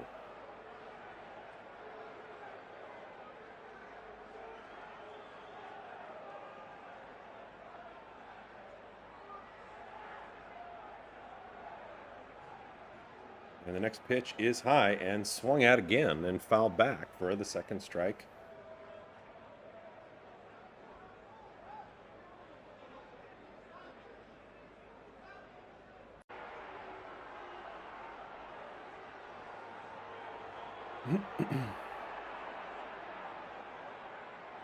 And the next pitch is hit slow, and it's almost like a strong bunt. Tommy Edman went a long way to get to that ball, but it was in a really, really difficult place to get to, and it's effectively an infield hit with the speedy Crawford beating the throw.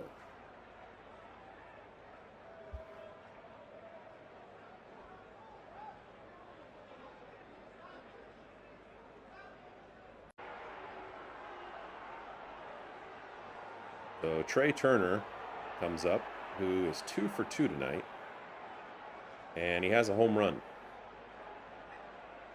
That home run, a 2-run shot, is what pushed the score to 4, and that's where we stand. First pitch misses for a ball. Sheehan glancing over at first base, mindful of the fact that Crawford is speedy.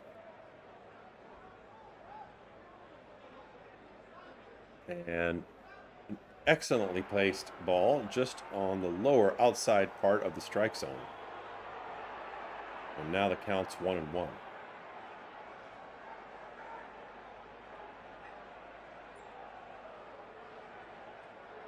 Next pitch, swung on a miss for strike 2.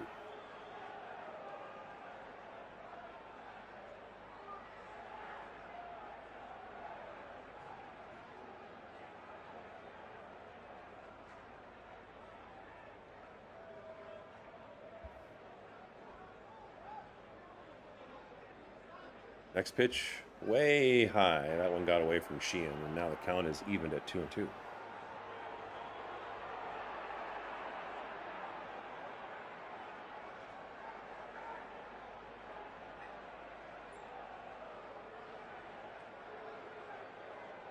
And the next pitch misses low, and now the count's full.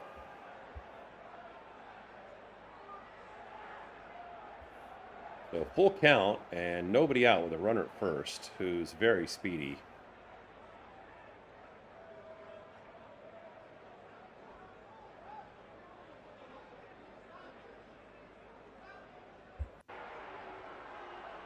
And the payoff pitch on the way from Sheehan, and the first base runner is going. It's a strikeout, swung on and missed, but the throw down from Dalton Rushing is once again behind the runner and not the strongest. You know, I mean, I can at this point say that defense is his weakness. Defense is definitely his weakness.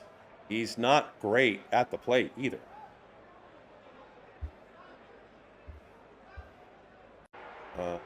But, you know, if you've watched him enough this year, you should know that if somebody's got speed, they can steal. They can run on him. Next pitch gets away from him, and now the runner advances from second to third. This is another weakness of his.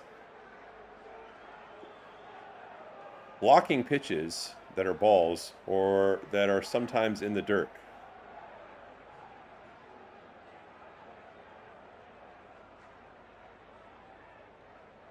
So now they have a runner at third who can score easily on a decent fly ball because he's so fast. And Schwarber's looking to bring him home and do just that. Looks at the next pitch for a strike.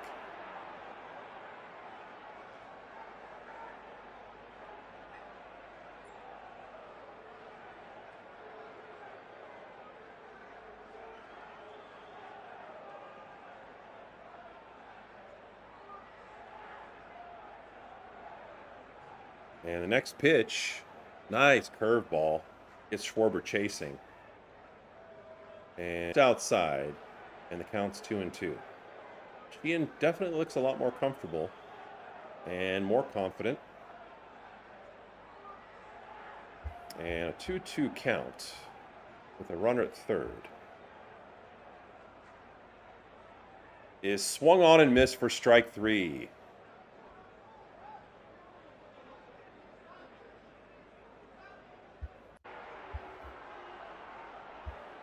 So you had a runner on first who did a good job making contact and just hitting it in a really awkward spot in the infield for an infield base hit. No shame to Sheehan there. And now that runner's advanced 2 bases thanks to lackluster catcher play by Dalton Rushing.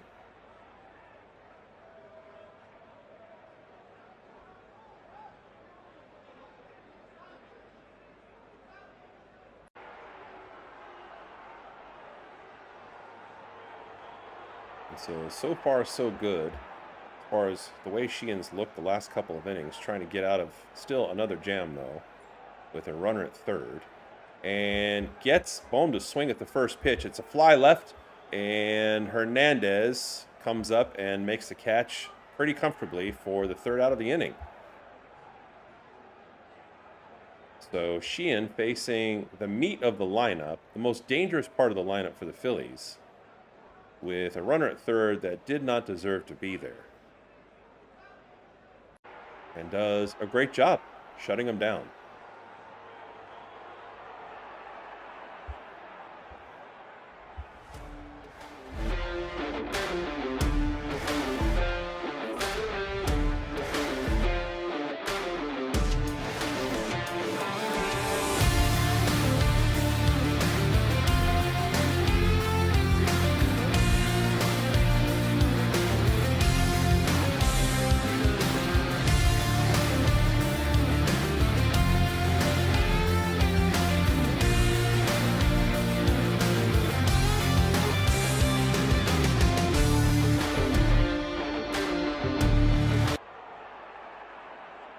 So we have the Dodgers trying to chip their way back into the game. They did it 2 innings ago with 1 run that they scored.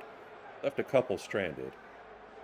And Emmett Sheehan, outside of the second inning when he gave up 4 runs, has looked solid. Now, one of the differences between these 2 lineups coming into today was the second half of them. And in the batting order, the Dodgers are clearly better than the Phillies, who have shown some of their power. They don't have the highest batting average. Dodgers, overall in the league, are in the top 5 in batting average. And the Phillies are kind of in the middle of the pack. But we said in the outset, in the preview, that we had to watch out for their power, and we've seen that already with, I won't say an explosive inning, but definitely a fruitful second inning where they scored 4 runs. They haven't scored yet since then.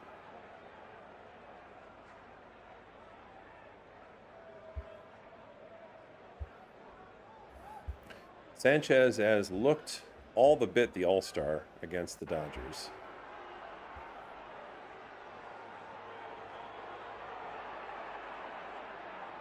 Outstanding control, a lot of changeups. Some would argue the best changeup in the majors.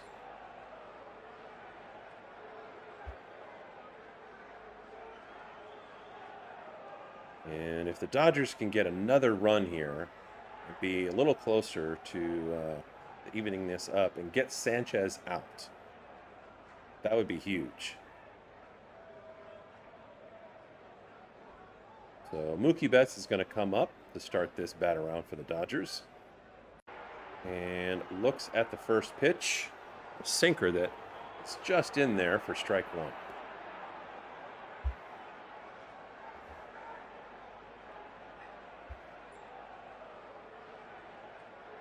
And the next pitch is lined to left field over the jumping shortstop.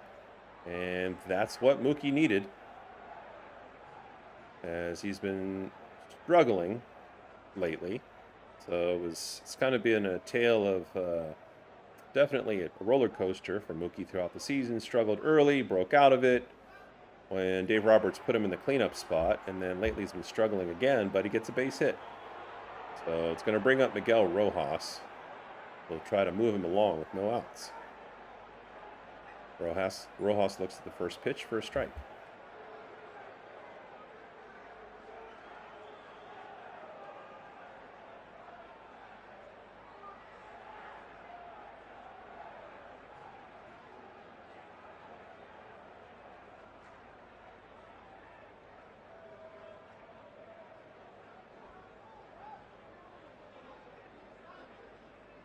So Rojas in the sixth spot is 1 for 2 tonight, and looks at the changeup outside with a check swing, and they check with the first base umpire, and he said no, he didn't go. So the count is 1-1.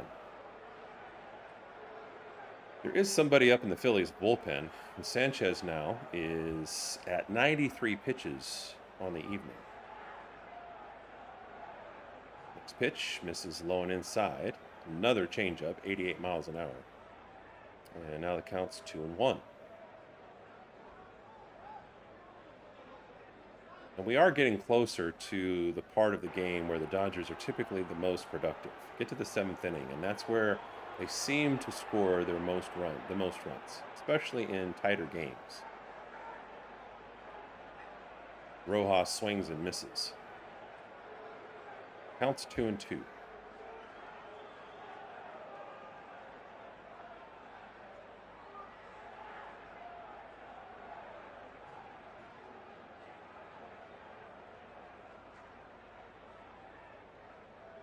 If you're new to LA Press Box, welcome. Let us know in the chat where you're from, and take a look at the top left corner of your screen. You'll see highlighted whoever's up, what they've done so far at the plate tonight.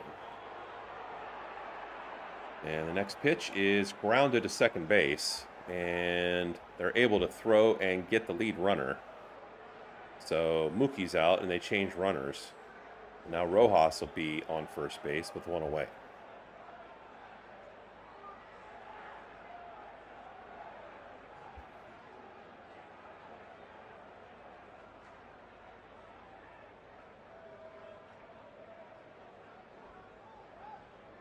So that'll bring up Teoscar Hernandez, who hit into a double play the next time he was up. Has not looked good at the plate. And swings at the first pitch, and it's just foul. But Teo has lower than a 100 batting average during this month. Absolutely terrible. And he's looked fooled at the plate.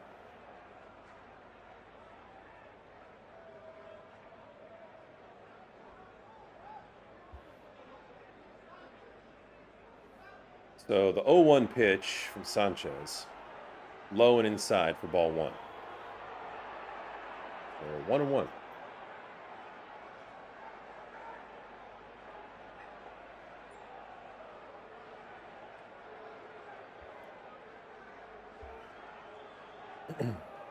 And the next pitch swung on and hit cleanly into center field for a base hit. So he definitely needed that. Mookie needed his hit as he's been slumping. And that one goes to Crawford quickly and cleanly. And so now with one out, the Dodgers have runners at first and second. And now manager Don Mattingly is coming out to the mound. It looks like that's going to be it for Sanchez. But that's been a really good outing for him.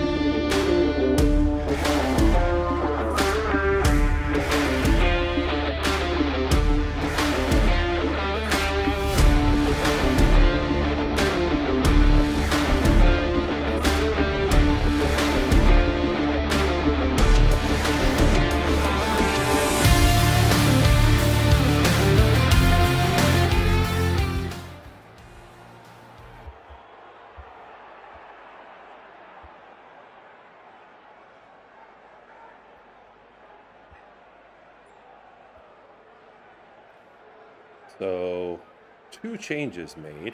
One on the pitching side, the Phillies ledger, and one on the Dodgers side, with a pinch hitter coming in, who may or may not, we'll see later, get inserted into the defensive side. I would be surprised, though, unless they switch Tommy Edman from third to first, because this is third baseman Max Muncy.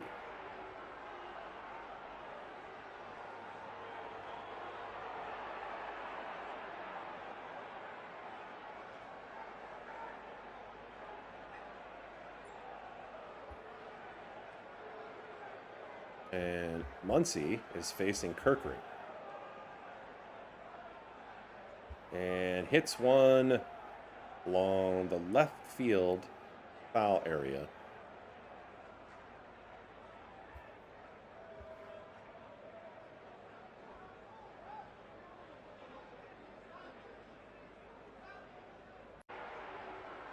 And the early count to Muncy is 0-2. The next one is blasted to the right and curls just foul. Oh, man. He would have been in business there. That would have been easily a double if it stayed in.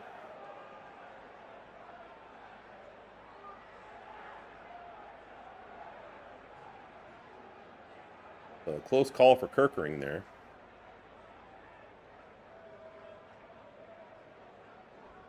And Muncy can definitely deliver here. This is one of the things I've talked about several times. I like, Dave Roberts' decision making in terms of when to substitute people in the batting order. Well, Muncy makes contact again, and the count remains at 0-2.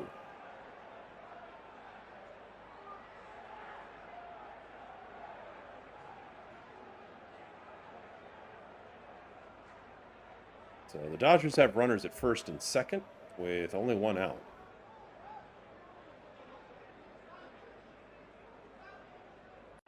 And the next pitch is well high for ball one.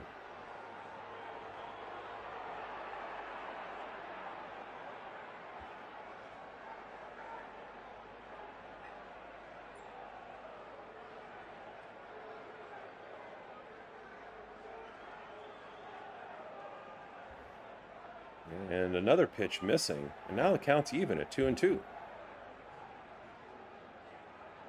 So started in the hole, 0-2. Now he's even the count.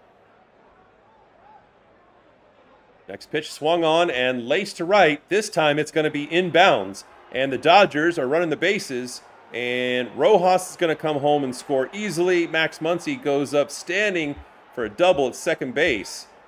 And delivers as he's done so many times in his career. Another great sub by Dave Roberts. And now there's one out, and the All-Star Sanchez is out of the game. And some of the Dodgers lineup that has been struggling as of late, Freddie Freeman, Teoscar Hernandez, and Mookie Betts, all with hits tonight. Looks like they're on the verge of evening this up. Shohei hasn't done anything quite yet. He's been pulling his front foot and his whole body outside of the batter's box. But now the Dodgers looking dangerous with runners at second and third.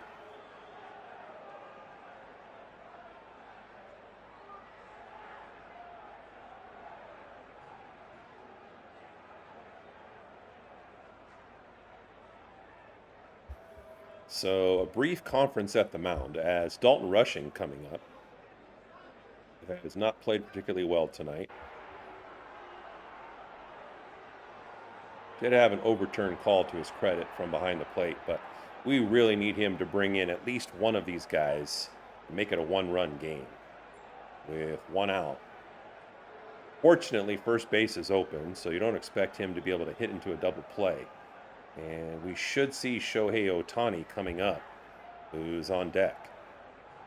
Looks at the first pitch for a ball, 1-0. Next one is in there for a strike, a sweeper, 87 miles an hour, and the count's 1-1.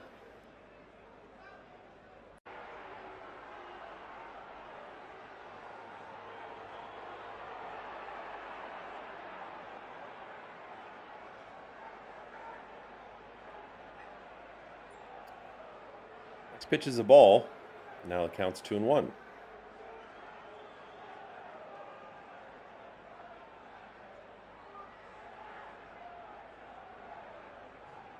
So Kerkering struggling, and this is one of the things we talked about at the opening too.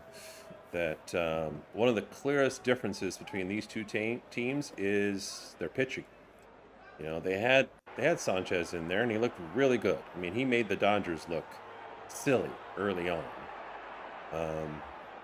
But it's a different Phillies team, at least on the mound, once they get away from their all-star pitcher. Now the Dodgers are showing how dangerous they are, as the count now goes to full, 3-2 to Rushing.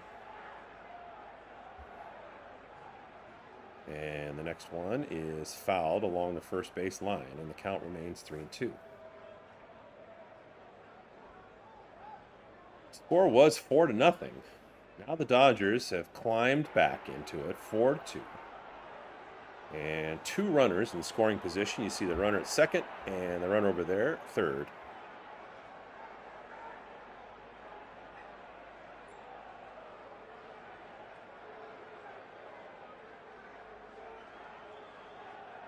And the next pitch is fouled again. It was a ball well inside.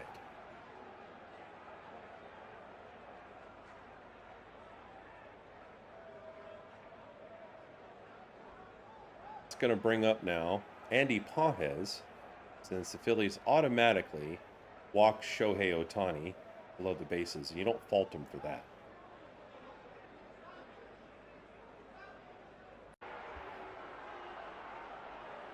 So 2 outs, bases loaded.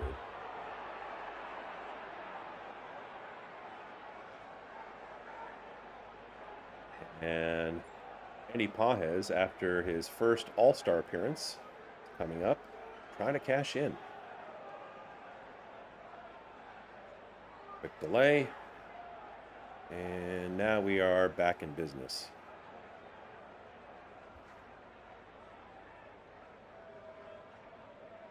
So the first pitch on the way to Pages, swung on, grounded to the middle part of the infield, and an error on the shortstop who boots the ball, and a run comes home.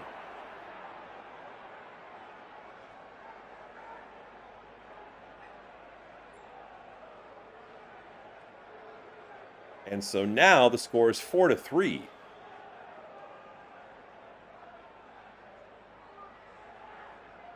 And that brings up Tommy Edman. As clutch a player as we have, who is 0 for 1, and he has the highest batting average on the Dodgers staff right now.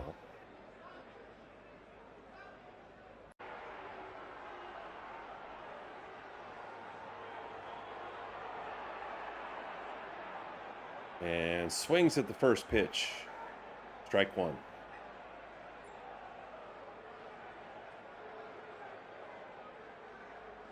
So Dodgers looking with 2 outs to do a little more damage and even this thing up after being down 4-0.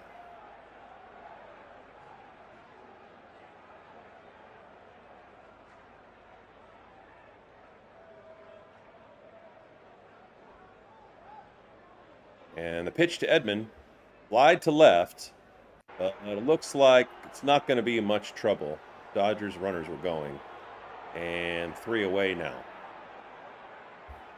But the Dodgers chipping away, and now, if you're a Phillies fan, it's easy to feel a little bit uptight because your ace is out of the game. And it's a very different Phillies defense, not just on the mound, but you saw somebody boot the ball to give up a run. And the last few innings, I think, are going to be very exciting, especially now the Dodgers, at the middle of the 6th, have 3 runs, and the Phillies got 4.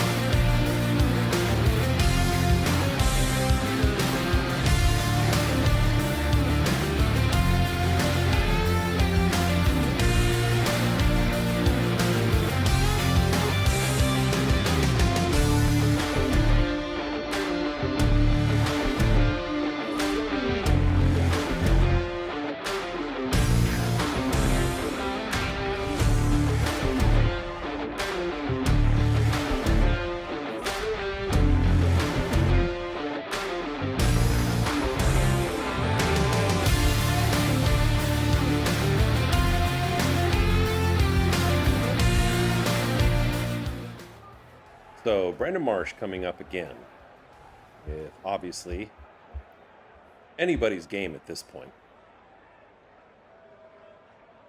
And Emmett Sheehan, dare I say, on a little bit of a roll.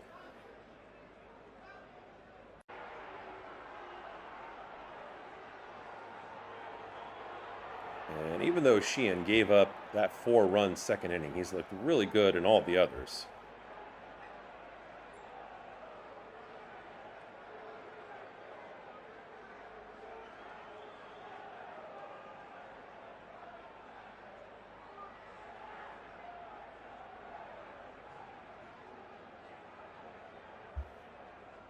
And swung on and hit deep to left center. And this ball is carrying, and it's gone. A home run for the All-Star Marsh.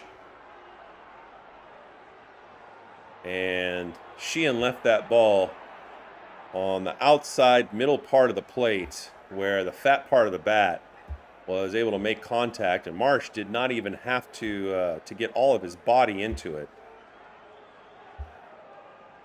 in order to send it over the wall and now give the Phillies a 2-run lead. So a bit of a back and forth, and the score now is 5-3 Phillies, bringing up Stott.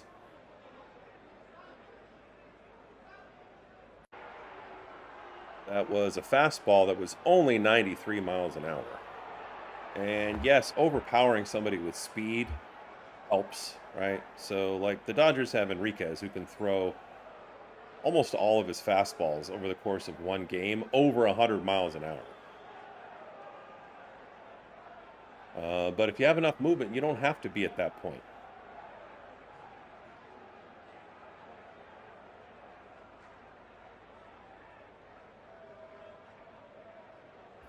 And this pitch from Stott to Stott is hit hard into the outfield and gets past Andy Pages, rolls up against the fence, and it's a stand-up double for Stott.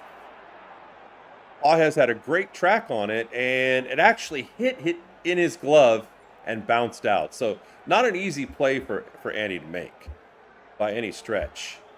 But I'm sure it's a play he would say he should have made.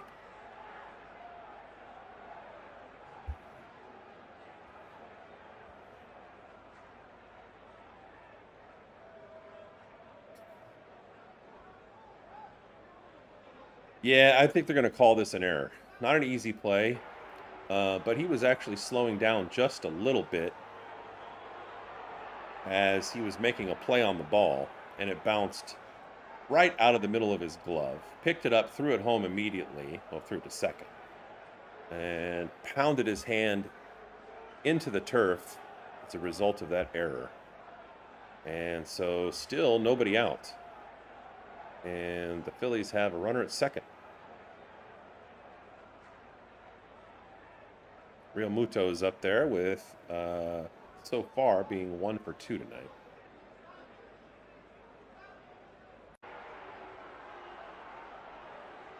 And that slider was in there for a strike, and the early count to him is 0-2.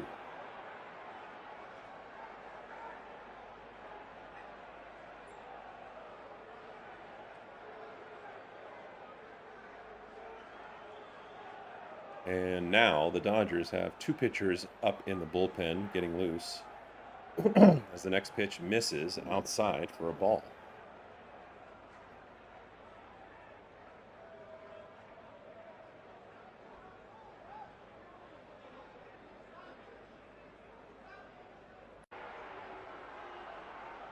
So now the count is 1-2.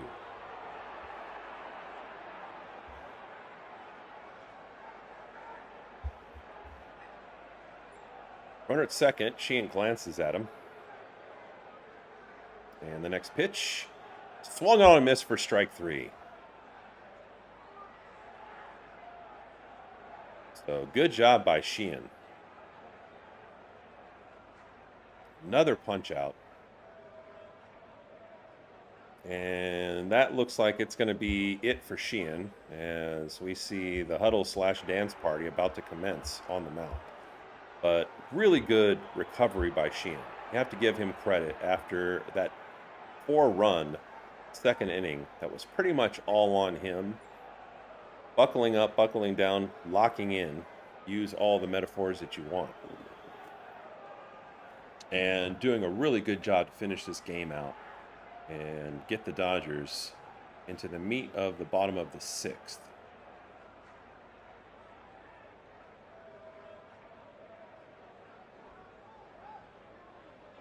Gave up the home run and did have the 4-run second inning, so we can't say it was a great outing by any stretch. But it could have definitely been worse. Thanks to the error by Pages, Dodgers in a little bit of trouble here with a runner at second.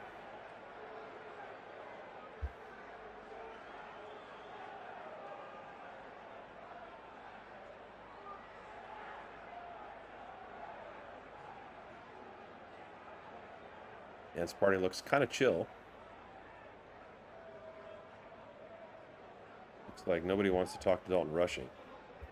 I'd be the same way. I'm just going to say it. I don't like him. I don't like his demeanor. And, it's funny because, in about the middle of the second quarter of the season, when he had a good stretch at the plate, people were kind of hyping him a little bit. And I was like, way too cocky for a rookie who has done some good things, but it's not like he caught fire. And he definitely had that back and forth with Shohei Ohtani when he was on the mound, where the two of them had some kind of misunderstanding, in which case the manager and a few of the Dodger All-Stars pulled Rushing aside and said, "Hey, dude, Shohei Ohtani, you don't talk to him like that." But the Dodgers are going to bring in Alex Vesia.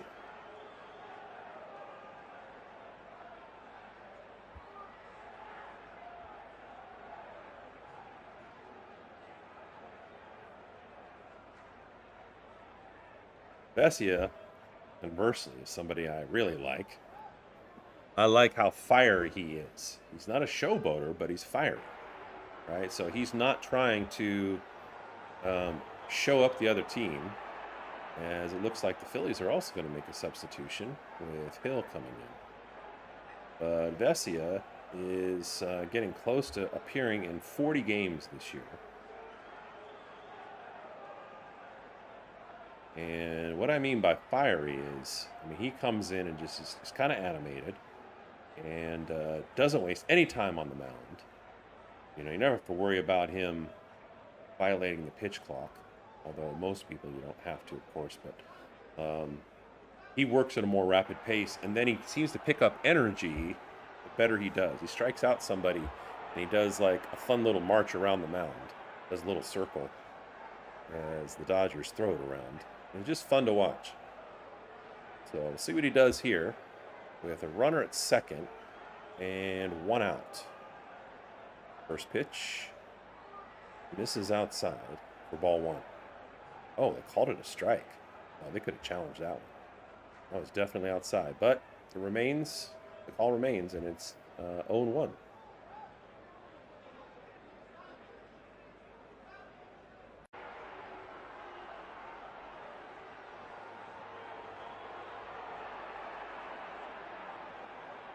Vesia steps off the mound, looks at second base. And now back on the rubber, presumably getting ready to deliver to Hill. He does, and the pitch is high for a ball. So the count now, 1-1. Vesia with a nice 5-inch beard. Something I appreciate. And the next pitch misses high, and the count now is 2-1 to Hill. Hill batting .250 on the season.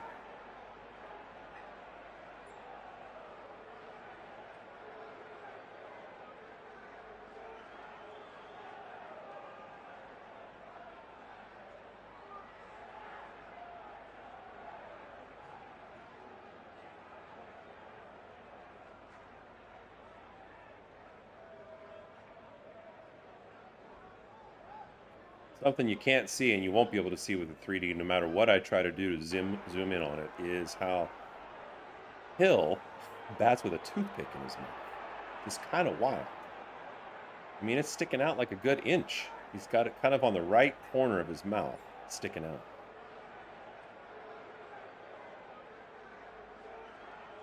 So the 2-1 pitch on the way. Misses high and outside for ball 3.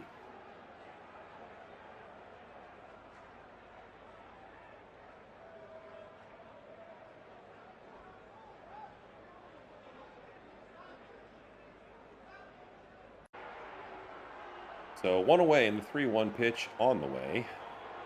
And misses high for ball 4. So Hill walks. And not the start that Vesia wanted. And the Phillies have runners at first and second. The silver lining is the Dodgers, with a runner at first, have the opportunity to turn a double play and get out of this inning. But it's going to obviously be a challenge. Especially with the speedy Hill at first and Crawford up to bat, who beat out a throw the last time up. Next pitch is a ball, misses low, 1-0.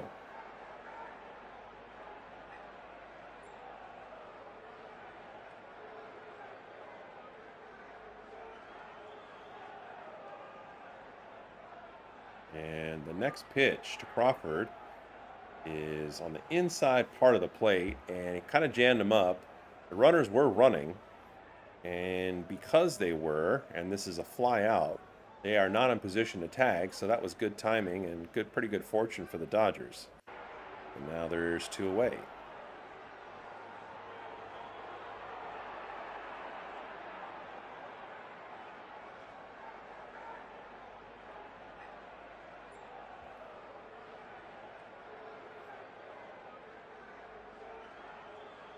So Vesia comes in, walks a runner, and then the very next batter gets him to fly out. But he's going to face the always dangerous Trey Turner, who's hit a home run tonight, and swings at the first pitch and blasts it fair inside the foul pole along left field. And that's going to be a 3-run home run for Trey Turner.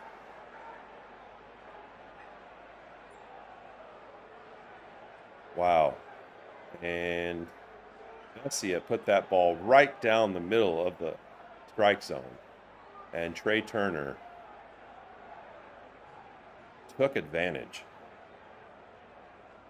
So a 3-run home run for Trey Turner. And now the score is 8-3 Phillies.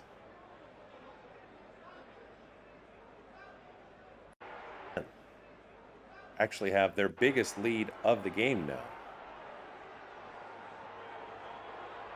And at the end of 6, it's the Dodgers 3 and the Phillies 8.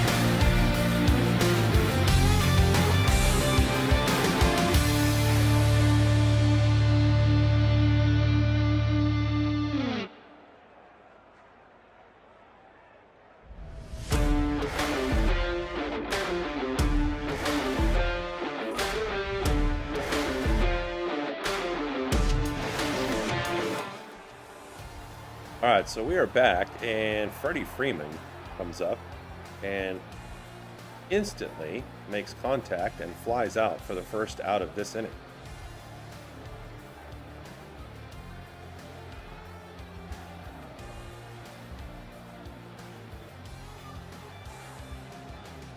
And that'll bring up Mookie Betts, who once again is in the 5th spot tonight. And Philadelphia has brought in Jonathan Bowlan in relief.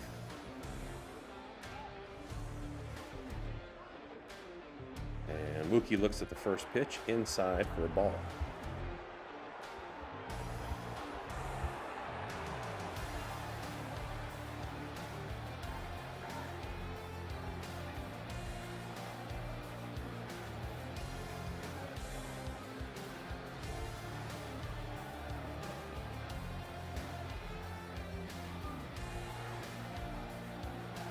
And so ahead in the count early, Mookie Betts, who hits it deep to left center, and this ball is high and it's carrying far, and it is gone. Mookie Betts waves goodbye on a home run and his 3rd hit of today. So an awesome thing to see for the Dodgers, who still are around and battling back. Be nice to have a little bit of a score fest here. And so Mookie puts a little more juice into his step after struggling for a long time. And in the Dodgers step, because it's still only the top of the 7th, they have time to continue to try to close this gap once again. So that's going to bring up another pinch insertion from Dave Roberts, Alex Freeland.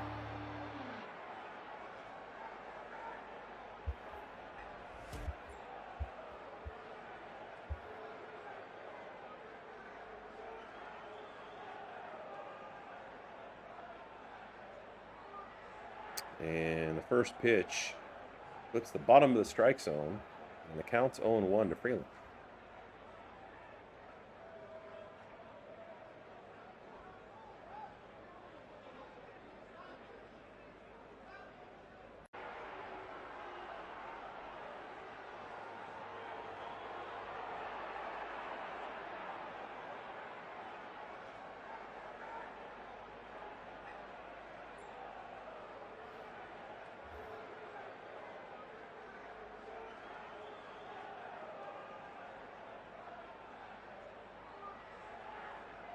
Freeland's at-bats, as the Dodgers have become healthier and healthier, have been relatively few and far between.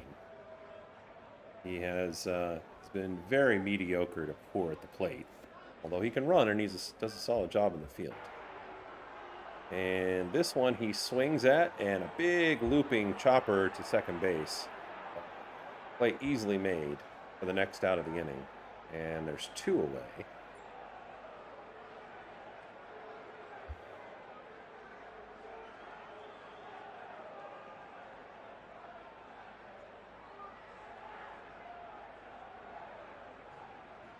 And that's going to bring up Teo.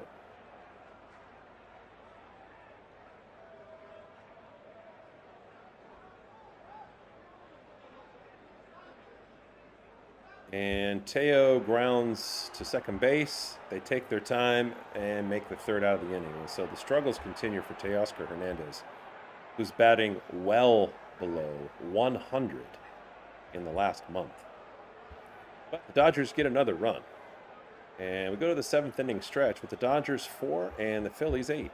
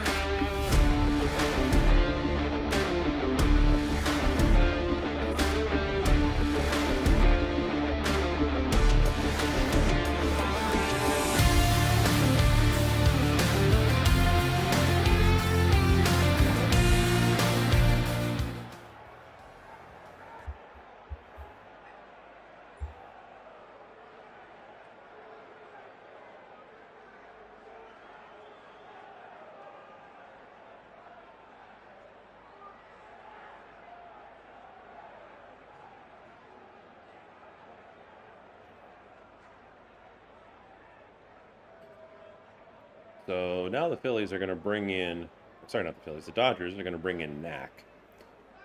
And the Dodgers make a whole bunch of subs. So the Dodgers move Dalton Rushing to first base.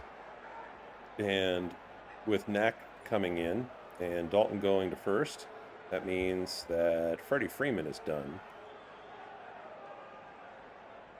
And Ricardo Alfonso is going to move in behind the plate.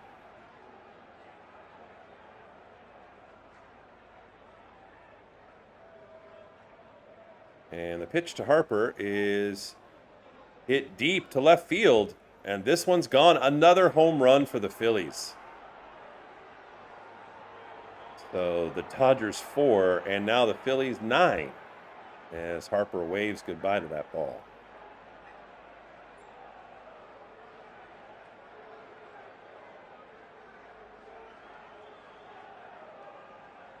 So Landon Knack gets blasted as soon as he gets up there.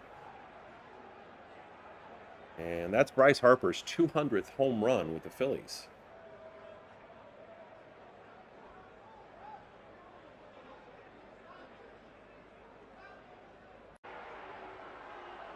So that's going to bring up Bohm.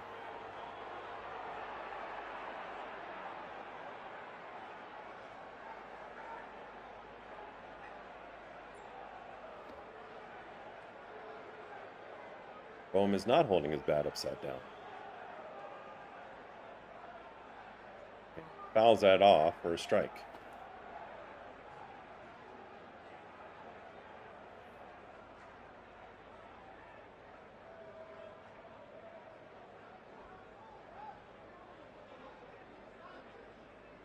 The next pitch, this is outside for a ball.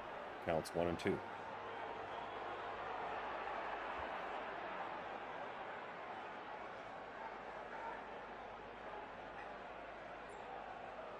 Next pitch is fouled off, and the count remains 1-2.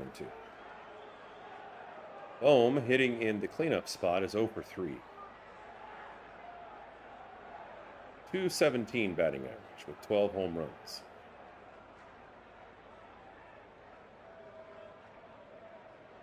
And looks at the next pitch for strike 3.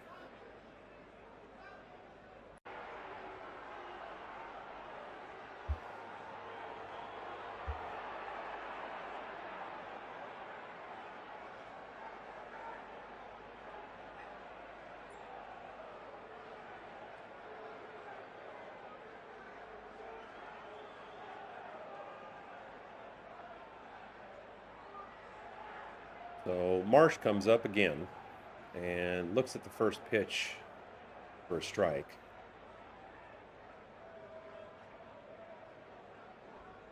And the next pitch way outside, evening the count, 1-1.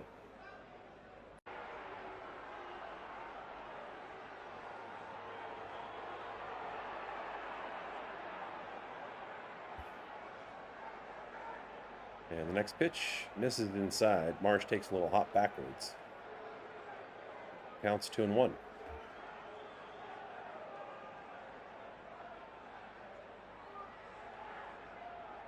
And a little bit of a hit parade for the Phillies tonight. Next pitch to Marsh is flied relatively deep to right field, but not deep enough to go over the wall. And that catch will be made by Teoscar Hernandez at the warning track for the second out of the inning.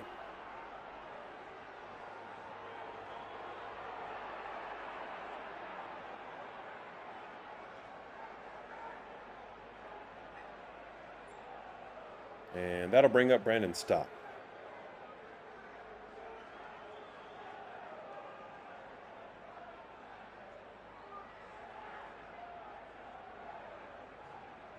Big looping curveball.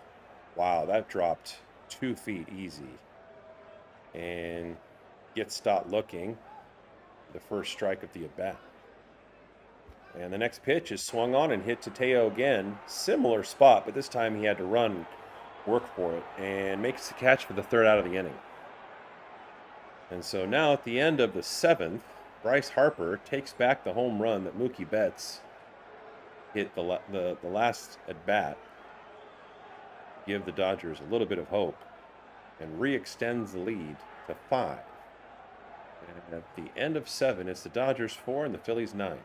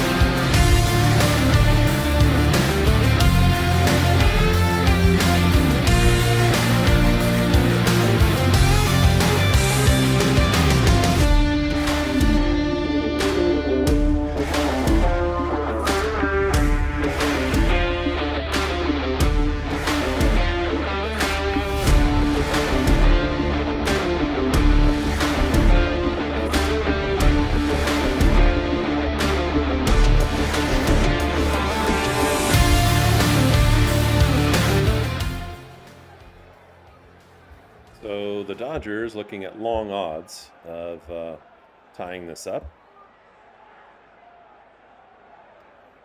Not only because it's a 5-run deficit, but because the Dodgers, who've scored 4 but really need to average 5 or more, it's part of the winning formula for baseball, have struggled the last month, more so the last 10 games. And they made a bunch of subs in this game and do not have full complement of their best hitters in the game. Although Max Muncy's coming up after being subbed in and lacing a double his first time up, the last time up.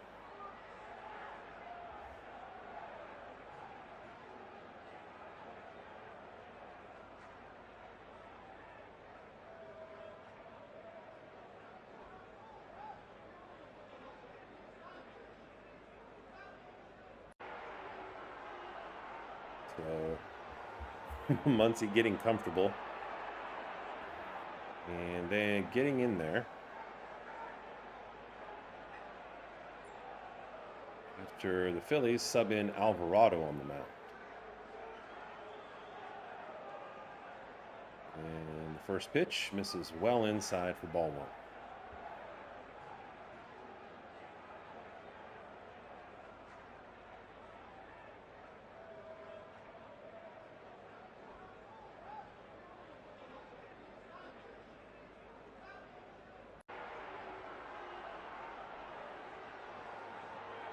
Next pitch, hit hard but foul to the right side.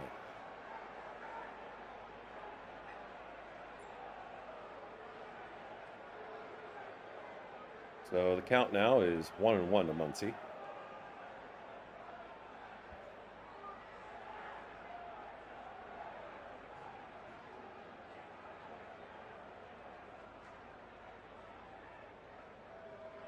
And as you can see, the infield shifted way over to account for not just the fact that Muncy is a lefty, but this is where he usually hits it. And he does.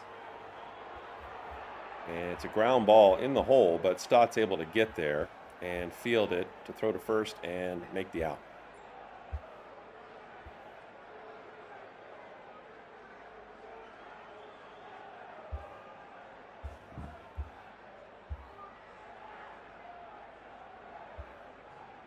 So that'll bring up Dalton Rushing. Rushing is 0 for 18 in his last string of at-bats. Also was a little bit of a liability behind the plate tonight for the Dodgers. Phillies were able to steal on him, and I can't remember the last time he threw out a runner, but it was trying to steal second base. Early count to rushing is 0-2. And after that, let a ball get by him and that runner go from second to third. So I said it, and I'll say it again. I think he's a bit of a liability on defense at this point, especially because he doesn't always have great communication skills with the pitchers. And that was evidenced by Shohei Ohtani. And looks at that pitch for a ball. But there's not a whole lot else we can do. I mean, we've kind of cycled through between Dalton Rushing and Chucky Robinson, who was Rushing's backup, technically third string, and I think had one hit in the last 2 years. So then the Dodgers brought up Alfonso from the minors after being down in the minors for 10 years. It's a really feel-good story after struggling that long to get to the majors, but he hasn't been very productive at the plate. In fact, he just got his first hit of the season after appearing in 5 games yesterday against the Yankees.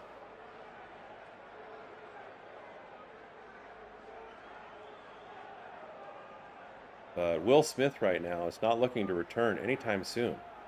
And at this point, I'd be glad if he just returned anytime this season.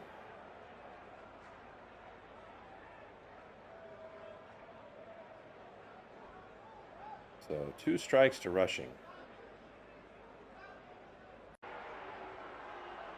And the pitch on the way from Alvarado. And Rushing just looks at it. Just looks at it. It was a sinker that did not move that much. And the very first pitch to Ohtani, he swings and grounds it to the right field side. And that's 3 outs. So 3 away, and now the Dodgers are down to their last 3 outs of the game. They're going to have to face this potent Phillies lineup with long ball potential to even get to that point.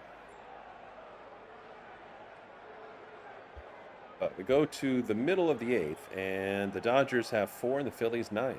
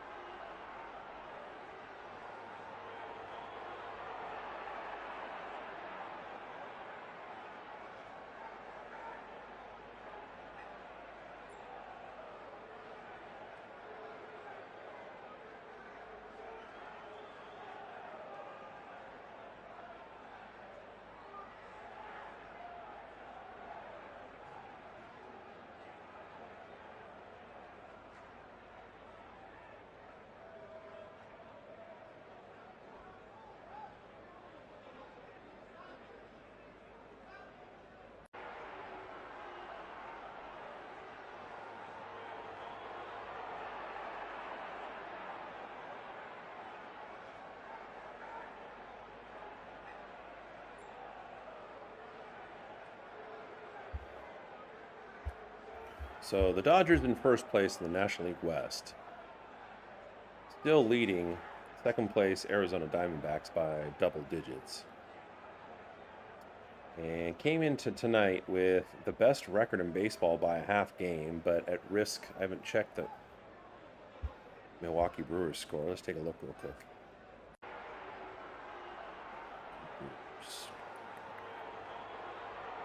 Oh yeah, they have a lead. So if this holds up, which it should, with Milwaukee having a 7-run lead on the Mets, then the Dodgers will slip to the second best record in baseball, as early count to Real Muto is 0-1.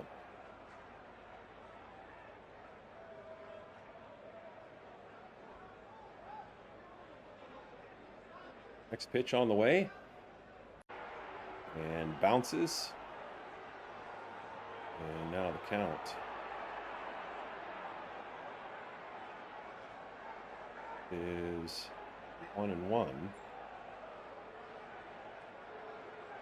And as you see, Alfonso at least tries to do what Dalton Rushing should do more often. That was extremely difficult because not only was the pitch outside and in the dirt, but based on the angle of the throw, it was trailing even more. But he tried to hop with his body over there, and when he did, after the bounce, it hit him right in the thigh. So the pitch from Knack does a little bit of damage, but Alfonso's going to be fine.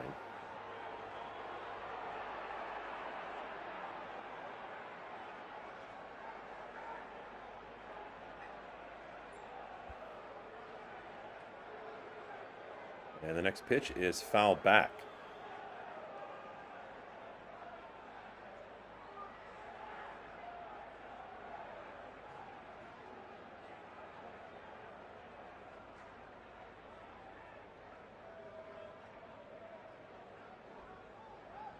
And the next pitch is grounded to Mookie Betts, who picks it up easily and throws to first for the out. So one away in the bottom of the eighth.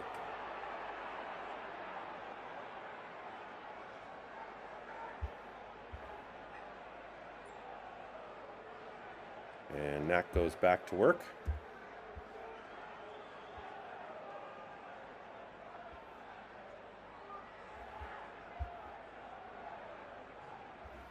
So now Derek Hill comes up, who fouls away the first pitch, 0-1. Tomorrow's going to be Justin Robleski, who had an outstanding All-Star game.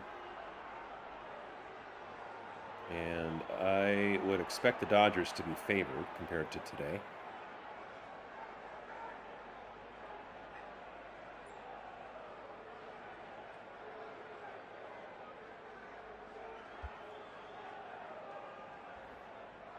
And the next pitch is swung on and hit deep to left center. And it's carrying, and it looks like it's going to be gone. Tommy Edman doesn't even have a play on the ball. And the people sitting in that section of the Phillies stadium have had quite the party. It's been a home run party for the Phillies, and it's been a home run catching party for the people sitting like about midway up at that lower section. In fact, one of them has a target sign that he's holding. That one did not go quite that close. But boy, the hits just keep on coming for the Phillies. Now, that being said, it is only one game. And I think tomorrow is going to be a very different outlook. We'll be here to bring it to you. As Crawford comes up and swings right away and grounds out.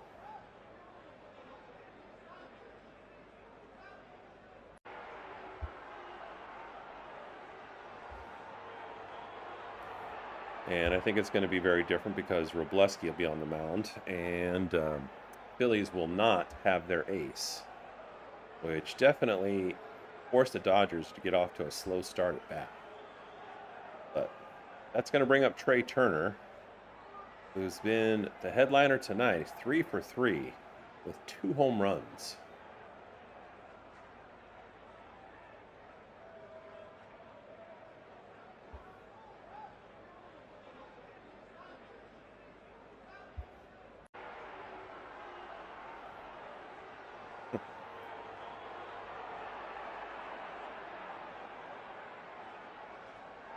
And the next pitch misses outside, so the early count to Trey is 2-1. 2 away in the bottom of the eighth. And Knack throws, and inside. And that was kind of almost an accidental check swing strike. But really, it would be unfair to call that. Turner's just trying to get out of the way. And fouls the next pitch off. So now the count's even at 2-2. Turner with 2 home runs, 3 for 3 tonight. Next pitch spins him around inside and misses. And now the count's full as the Boo Birds in Philly boo Knack like, I don't know, maybe he was trying to do that on purpose.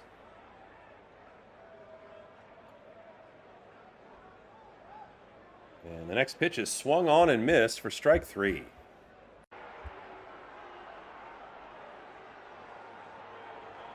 But the Phillies add yet another home run. And now the Dodgers, going down to their final 3 outs, are down by 6.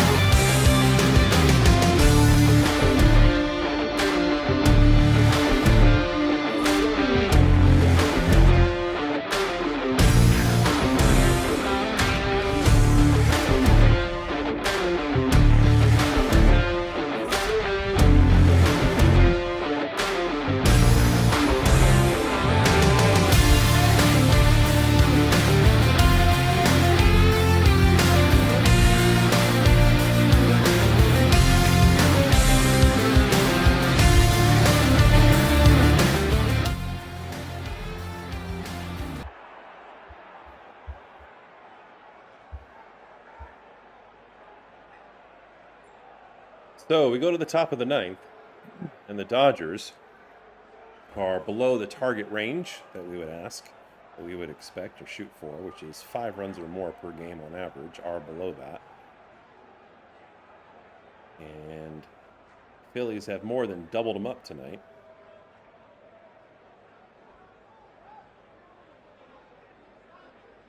And it looks like the Phillies are bringing in Shugarts. And Andy Pages will be the first to face him.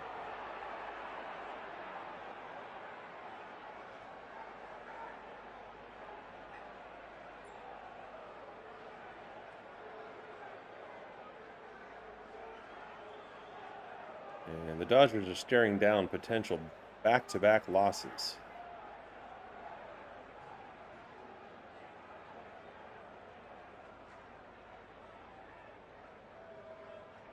Took a bus from New York to Philadelphia. I have not been to New York City, been over the border from Canada into New York, but I have been to Philadelphia because my stepfather was born and raised there, and he and my mom live not far from Philly in Delaware. It's crazy when you compare the experience of living and traveling in the normal size states. Delaware is really small, of course, all hurriedly back into the infield.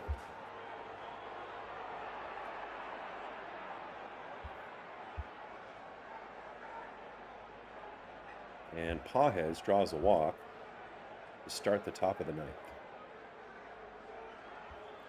That'll bring up Tommy Edman, currently our most productive hitter. And Pages steals right away. And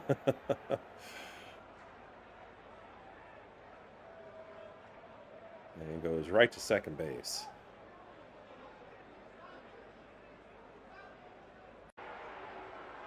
The next pitch is swung on and hit, and it bounces off the shortstop. And so another error at that position. He was like falling backwards as the ball got to him. That's really weird. And so no outs, and Tommy Edman gets aboard, and Pages is able to advance to third. So the Dodgers have a runner in scoring position.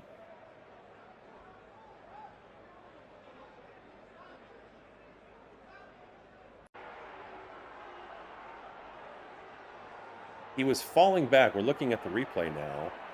He was shifted over and looking at second base, as maybe that's what happened, is he was kind of distracted by the fact that Pages was trying to run back to second, and he was judging whether to try to tag out Pages or throw to first. And as he's falling back, the ball hit him in the shin and bounced off like all the way into left field. That's an uncomfortable and hard place to hit, and that's why the ball carried so much after it hit him on the shin. Now Alfonso comes up and hits into a double play.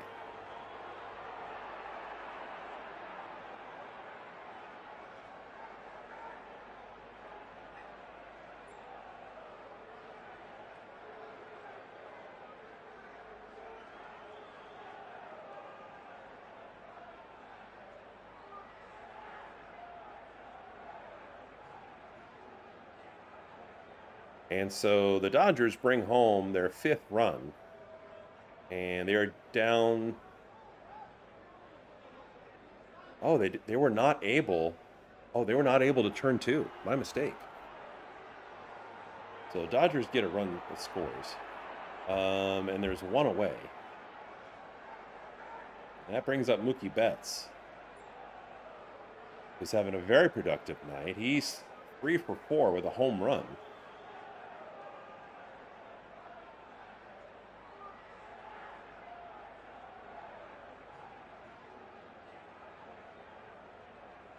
And the next pitch is hit deep. And it's carrying. And it's out for the 2nd home run of the game for Mookie Betts. This game might not quite be over. And hits it to the section of the night. That section about midway up between, in the first section, the lower section, between the wall and the back of that section has been getting all kinds of action tonight. And a 2-run home run by Mookie Betts, his 2nd home run of the night. And now the Dodgers, with 1 away, are only down by 3.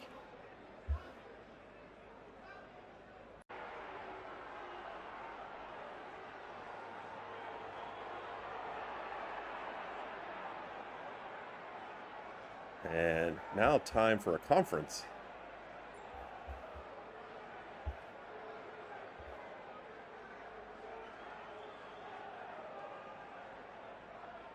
And it's hard to say whether they're going to leave Shugart in or not.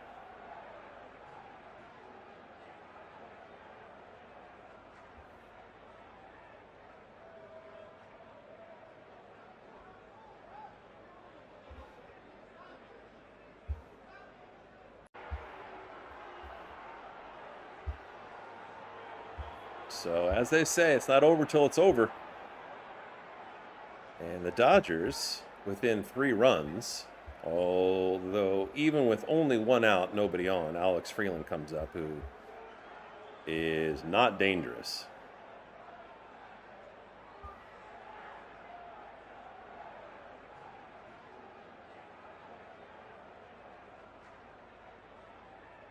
And Mattingly's coming out, and he's going to pull Shugart. So it's time for a dance-off.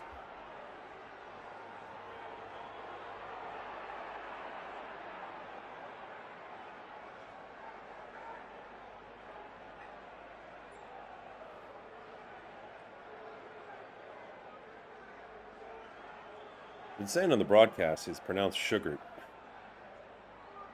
I can see that being a problem if that's true when he was a kid.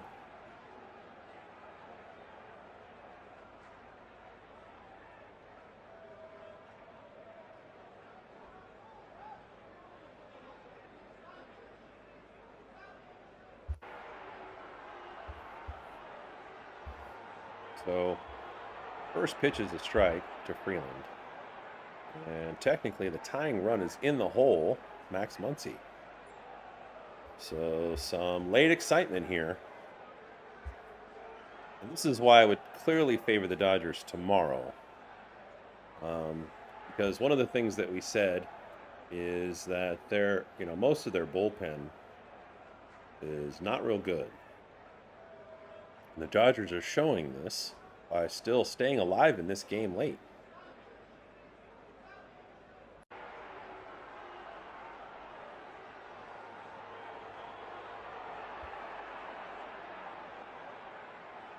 Mookie Betts with 4 hits and 2 of them being home runs.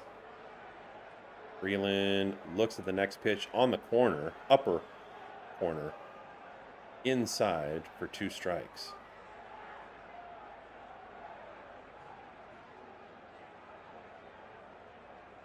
And the next pitch, he swings real late and spins around. Looks completely full at strike 3.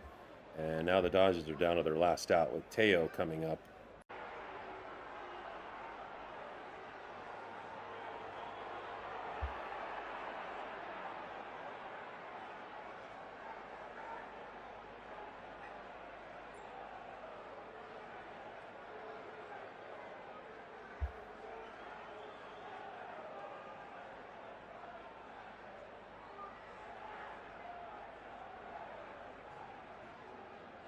And the Phillies are going to make a pitching change, which is interesting, being up by 3 runs, nobody on base, Dodgers down to their last out, and the Phillies pitching to the Dodgers' worst batter right now. Teoscar Hernandez has been absolutely terrible. Over the last month, he's batting less than 100. I don't even think he's batting 0.9 anything. He's like 0.81. And so Sugar, if that's how you pronounce it correctly, leaves. Looks a little bit frustrated, although he did give up a home run.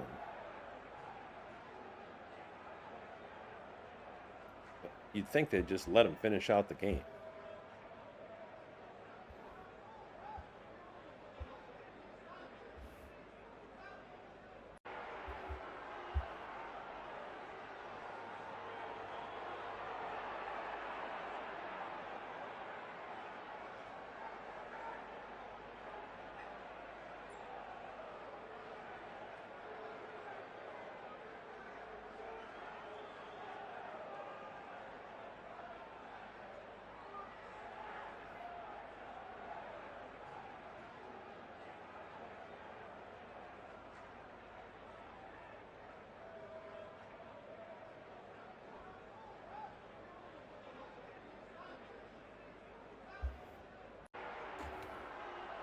So it looks like the Phillies are going to bring in Duran.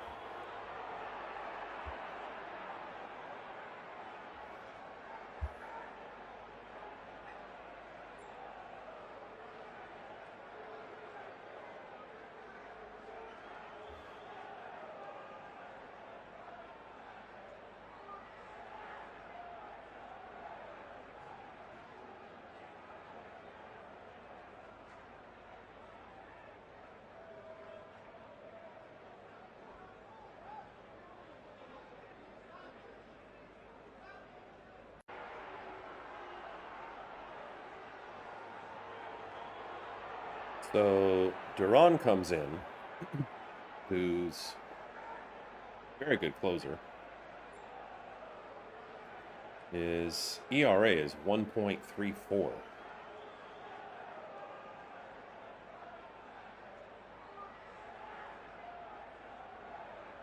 It's really surprising to bring him in now where the Dodgers are not, at the moment, threatening. You know, if you waited a couple of batters to do that, that would make more sense. But then again, we don't get paid millions like they do to make these decisions. First pitch is inside, misses for a ball.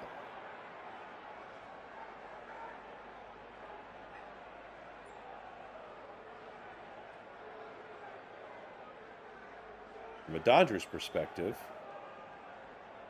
I kind of hope Teo just walks. He's been so bad at the plate.